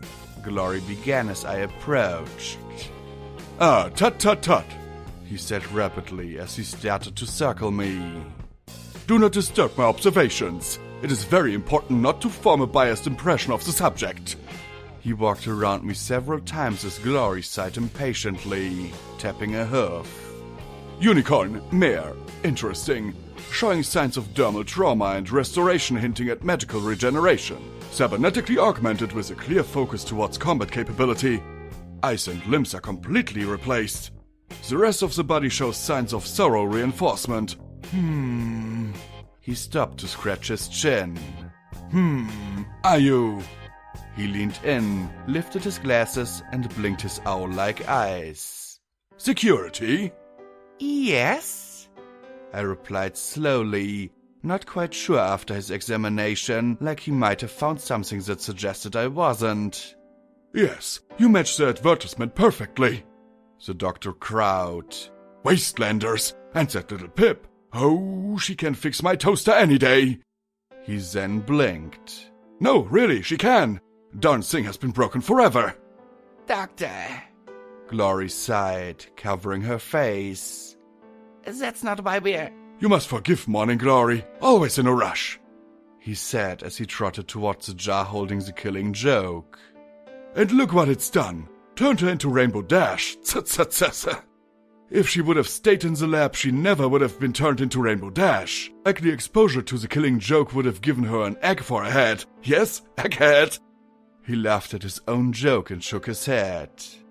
But she's always hurrying. Hurrying to change the world. Hurrying to get results. Science must be patient. With my augmented hearing, I heard Glory grumble. I'll patient you upside your head, you patronizing old fuddy-duddy. I saw you observing several of the specimens we've collected from the surface. Fascinating samples. Truly fascinating. The potential of this arcane plant in particular is amazing. He trotted over to a table and with a wing lifted a vial filled with rainbow liquid. For instance, the fluids we've extracted could be used in a variety of treatments. and perhaps even aid in the manufacturing of arcane goods. I'd seen it before. It was flux, the sort of thing that turned a pony's bones to jelly. Unless it can turn me back to normal, you should toss it out the nearest window, over the ocean. Glory growled, then frowned. Actually, you should probably burn it. Who knows where that stuff can thrive? Ah, Glory, you sound like Navarro. He tisked again. How can we use it? Destroy it if we can't. Phooey! Do you know what we might do with this? Turn you into a Thunderhead Rumbler's cheerfully? Glory suggested. Oh, that would be fascinating. The doctor said immediately, grinning in his brushy beard, making Glory groan once more. But no, we could use it to replicate spells normally cast by unicorns, perhaps even spell effects by other creatures. This substance is infinitely flexible. And he eyed Glory a moment before adding smugly, and our dealing with it has led us to explore ways of ending its effects. You mean a cure? Glory asked, clearly stunned. Indeed. He trotted through a door and into a second lab room. This one had fewer specimen and more lab equipment. There were also quite a few books on tables and stands. Many appeared quite old. When we encountered that particular plant, I recalled a book I'd studied when I was a disobedient, angry graduate student, chafing under my superior's brilliance. He grinned at Glory once more, and she growled at him again. He looked at the shelves and selected a green book. Here! Supernaturals! Is it a magic book? I asked eagerly. Unicorns! You think everything is associated with magic! He snorted scornfully. I began to understand Glory's annoyance. He flipped open the book. No! Natural remedies and cure-alls that are simply super. Natural, not magic.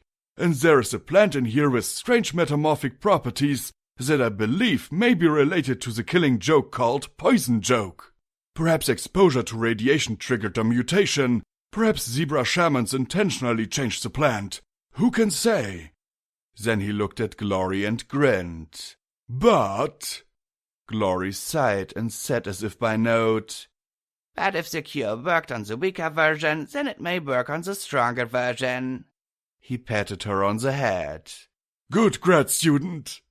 I stepped between them before Glory could snap his hoof off. After all, she needed that cure. And you have all the things for this cure? I do, he said, then nodded primly, walked over to a counter and lifted a beaker with his wings. I was wishing to try this out. I was going to use a researcher who was exposed to the killing joke and became sexually irresistible. But he has told me that so long as he is not mobbed, he is not opposed to the effects. Glory frowned and then gasped. Wait, it wasn't Breakwind, was it? The doctor nodded once and Glory giggled and blushed, covering her mouth. What? I'm missing the joke? I asked as I looked at her. He was, shall we say, overweight and homely?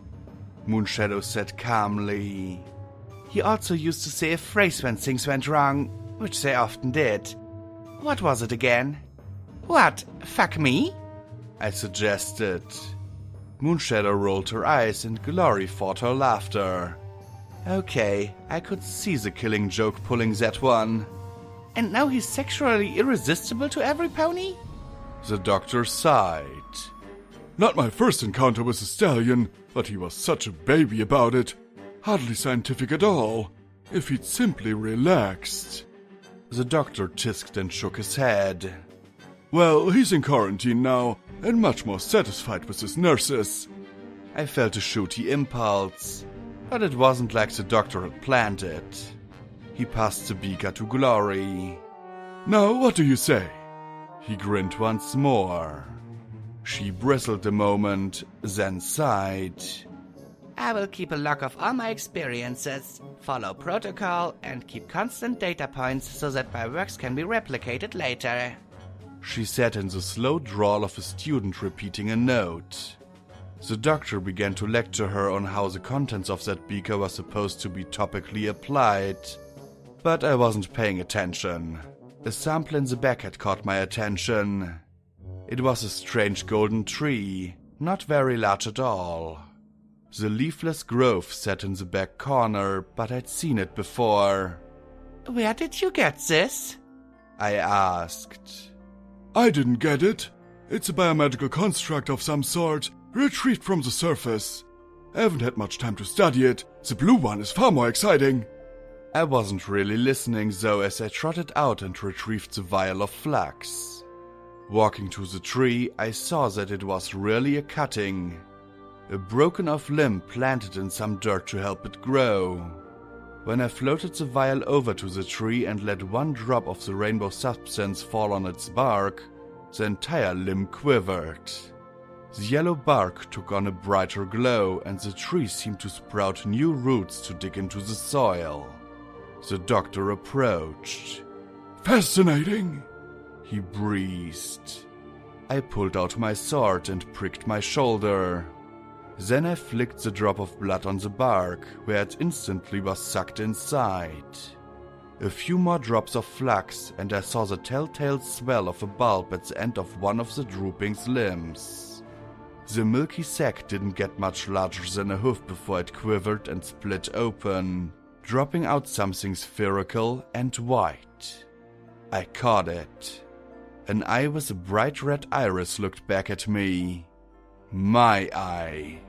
Extraordinary, the doctor breathed. He put his hoofs around me and hugged me to him. My dear, you may have opened up entire new fields of science. This is a breakthrough on par with the wing-to-thrust ratio. Thank you, I replied evenly, then glanced at Glory, who was staring in awe. From the expression on her face, she was clearly torn by recent events. Now, perhaps you could help me? Anything, he replied. Those two were jabbering on about some political thing. I really wasn't paying too much attention. What was it you needed? Both Glory and Moonshadow bristled at the infuriating stallion. I need to meet with Counselor Stargazer. Urgently. It's an emergency, I said in slow tones. Yes. Very well, I'll get to it. Eventually, he said as he looked at the limb of the Project Chimera replica tree with longing. I levitated him up and turned him to face me. Now, please, I added. Who said I couldn't be diplomatic? The doctor had put in the message, and I hadn't let him go until he'd gotten a reply confirming she'd meet with me as soon as possible at Glory's. Only then did I let him go back to toying with things best left unpoked or prodded. Still, he had a point. Perhaps killing Joke could be used for something good. Maybe the blank tree would lead to new breakthroughs that would help ponies. It was nice to imagine science producing helpful things rather than monsters and weapons of war. We returned to Glory's residence.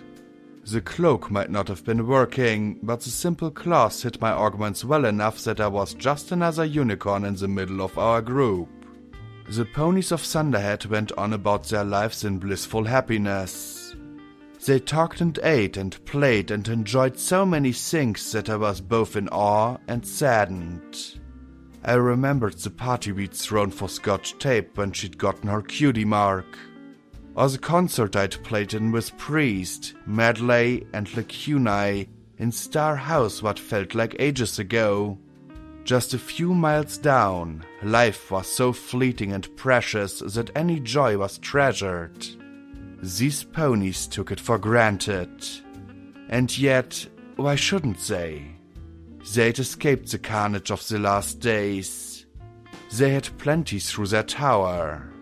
Why shouldn't life be good for some pony in this world?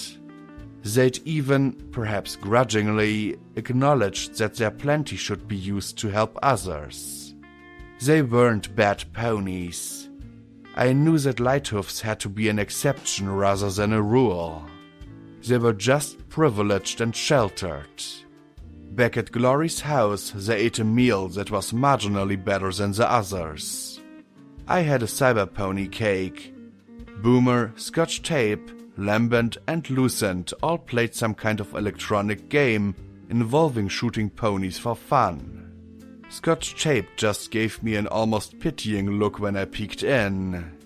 P21 and Twister talked in serious tones about what the Enclave would do when they arrived. Glory took a bubble bath in the name of science. Me? I wasn't feeling like having fun. I found a window that faced out from the outer wall of the Thunderhead Taurus at the setting sun. The clouds were arranged in rings around the tower, rising from the dark eye in the middle. If that was natural, I'd eat my horn. I could almost make out the flickering green glow, despite the brilliant red and gold painting the skies as the sun set. Boo called up with me. She'd been quite happy when her horn'd been removed. On the way back, I'd gotten her some raspberries by taking them off the dealer. Who'd he report me to? And her white muzzle was smeared with purple as she dozed on a cushion beside me. One benefit of synthetic ice was that I could stare out at the sun all I wanted. It moved around the planet without its goddess. Maybe it always had. Maybe it always would. It would be easy to simply dismiss the question and stop asking. Before leaving 99, I wouldn't have even thought of it. I would have simply accepted things and said I couldn't change them. Can I change this? I asked no pony in particular. I think so, rasped the familiar voice. I turned around and spotted the dealer there, also staring at the sun. I supposed that being a mental projected soul image spell thing gave similar sun-staring abilities. The dealer seemed tired, but he smiled. I missed that sight, he said as he looked at me. Spending centuries in a computer as a spell makes you miss the little things. How are you doing? I asked as I sat up a little bit. His smile faded. Just tired. Souls can get this way, I suppose. He closed his eyes. So, are you doubting yourself again? No, I said, then smiled a little. Okay, a little bit. It's just, between Lighthooves and the Enclave, I don't know. It feels like just before the Celestia, you know? Trying to stop a war. Only this fight is so much bigger. The stakes are so much higher. His grim lips curled slightly as he tucked down his head. So that's it. Folks are doomed. Game over. Might as well pack up. No, I said with a snort, and he lifted his head to meet my gaze with a smile. Just because it's impossible doesn't mean that I can't do it. I just have to find a way. And you will. I believe in you, Blackjack. You're like your great-great-grandfather. Big Macintosh never let anything stop him if he thought it was the right thing to do. He said, but then his smile faded a touch. Even though it got him killed? I asked, and he nodded. I sighed and looked at the red orb sliding slowly below the horizon. I guess we'll see if we have that in common. I will stop Lighthooves, and I will save Thunderhead. Somehow. He nodded and we sat together, Boo snoozing on my thigh, watching as the golden light dwindled away. Honestly, Blackjack, you take forever, Boo said as she trotted beside me. I answered with assorted slobbering noises as I masticated a wad of assorted greenery I'd snatched out of the kitchen. And you eat like a pig, she added. Finishing chewing, I replied in the most sublime way I could, swallowing and belching loudly. She flinched back and waved a hoof in front of her face. Ugh. It's a tough world out there, little sis, I said with a grin. Full of belches, farts, and other unspeakable things. Maybe someday, when you can handle it, I'll tell you where little ponies come from. I know that, Boo said as her cheeks blushed furiously. Not all of us slept through Hell's class. Oh, I know you know, I said, my smile stretching even more. But there's Hell's class, and then there's what's really involved. I watched her go from pink to scarlet and gave her a hug, laughing. Honestly, Boo, there's worse ponies than me. Death from above! Roared a mare, landing on my back and driving me into the ground. Rampage laughed, wrestling me into a hooflock. A royal guard getting ambushed? Celestia would be very disappointed. Uncle! Uncle! I cried, slapping a hoof against the ground as the striped mare bent my body farther than it ever should go. I'm not your uncle! Rampage roared from atop my back. Hey, Coach, Boo said with a smile. Hey, Booga! Rampage replied as she sat on my back and twisted my hind leg between hers. Is BJ giving you trouble? I didn't mean nothing by it, I swear! I wailed. Well, she was, Boo said with an arch smile. But I think she's learned her lesson. See, and you said I'd never be a good teacher, Rampage said as she released me. I wasn't exactly certain being a coach was the same thing as being a teacher, but there was no doubt she loved working with little kids. Are you this rough with your students? I asked with a huff, getting up and making sure she hadn't broken anything. Well, that's the thing, Blackjack, she said as she put a hoof around my neck and pulled me close. See, I'm exactly as rough with them as I need to be, and I know their weak spots. Then, with no hesitation, she stuck her tongue in my ear. Yeah! I flailed back once, felled by a lick. Honestly, Rampage, that's gross! Do the words pot and kettle mean anything to you, Blackjack? Boo said with a smile and a roll of her eyes. Together, we shared a good laugh. A movement on the bed woke me. Not a Glory movement. She always slept like a rock. She'd given herself the bath treatment and had checked herself like clockwork for the change to end. Personally, I didn't think that something called Killing Joke would be reversed by a bubble bath, but I'd been wrong before. The floor was silent, not even creaking tonight. I felt the movement on the bottom of the bed and saw Boo's pale, almost luminous eyes looking back at me. Her ears folded back as she trembled. Boo scared. I pulled Vigilance from its holster and my sword from its sheath, then reached over and shook Glory. Hey, I think something's wrong. She didn't wake. I could see her breathing, but unless this was a side effect not mentioned in the book, this was bad. I rose to my feet and carefully walked to the next cabin. P21 and Scotch tape slept soundly. Too soundly. They didn't wake when I knocked or when I shook them. I went to the next room. Rampage! Rampage! The striped mare gave an extra loud snore, muttered, and then rolled over. I glanced at the scared Boo and carefully walked from the ship into the manor. The beautiful mosaics were cold and washed out, the colors seeming to blend together in an incoherent mass.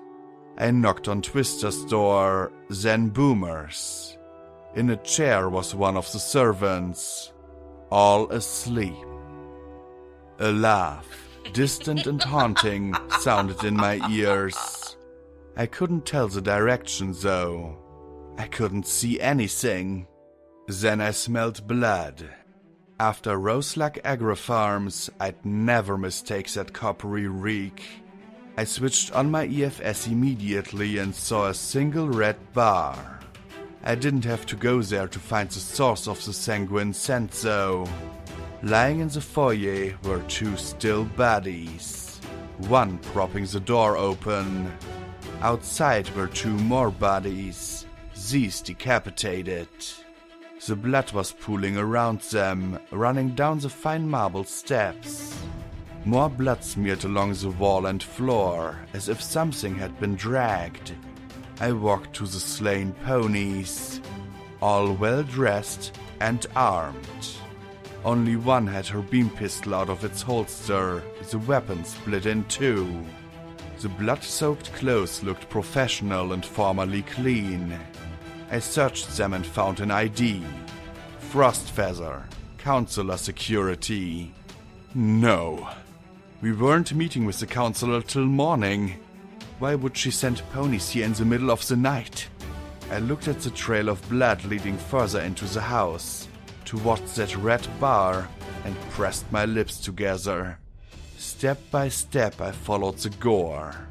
It led straight to the library. How had I not heard these ponies being killed? Not a yell for help? A single scream? I stopped at the door and glanced at Boo again. The silence all around me was deafening. No, not silent. Not completely. I could hear faint screams from within. A scream I hadn't heard in person since I'd come to the clouds. Stay here, Boo, I said, or meant to say. My lips moved, but not a sound emerged. I blinked and knocked my hoof into the wall. Silence. The door to the library wasn't completely closed. Another security pony, quartered, kept it from closing. Carefully, I pushed the door open. Instantly, a pony-sized mass came hurling straight at me. I raised the sword and my hoofs to deflect it, but the throw did little but splatter me. Gross, but I'd had worse. I raised my gaze up in the direction the heaved body had come from. There, on the desk, sitting oddly upright, was a Pegasus washed in slaughter.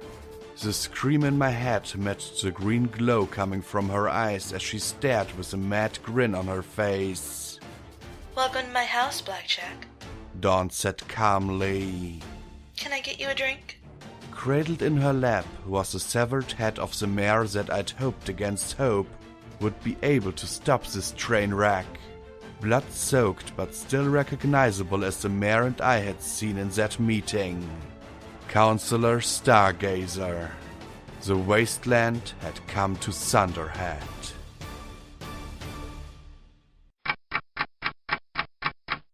Footnote.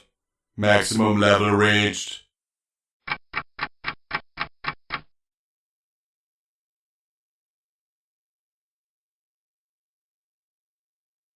Credits. This chapter was brought to you by Visual Pony Audiobook Productions. Fallout Equestria Project Horizons was written by Somber. My Little Pony Friendship is Magic is copyright by Hasbro. Your narrator for this chapter was Visual Pony. This chapter was edited by Simon. Additional voices were provided by The Secret Dreamer as Dawn. Music was provided by the YouTube Audio Library. Sound effects were provided by freesound.org. Visual Pony Audiobook Production hopes that you have enjoyed this audiobook.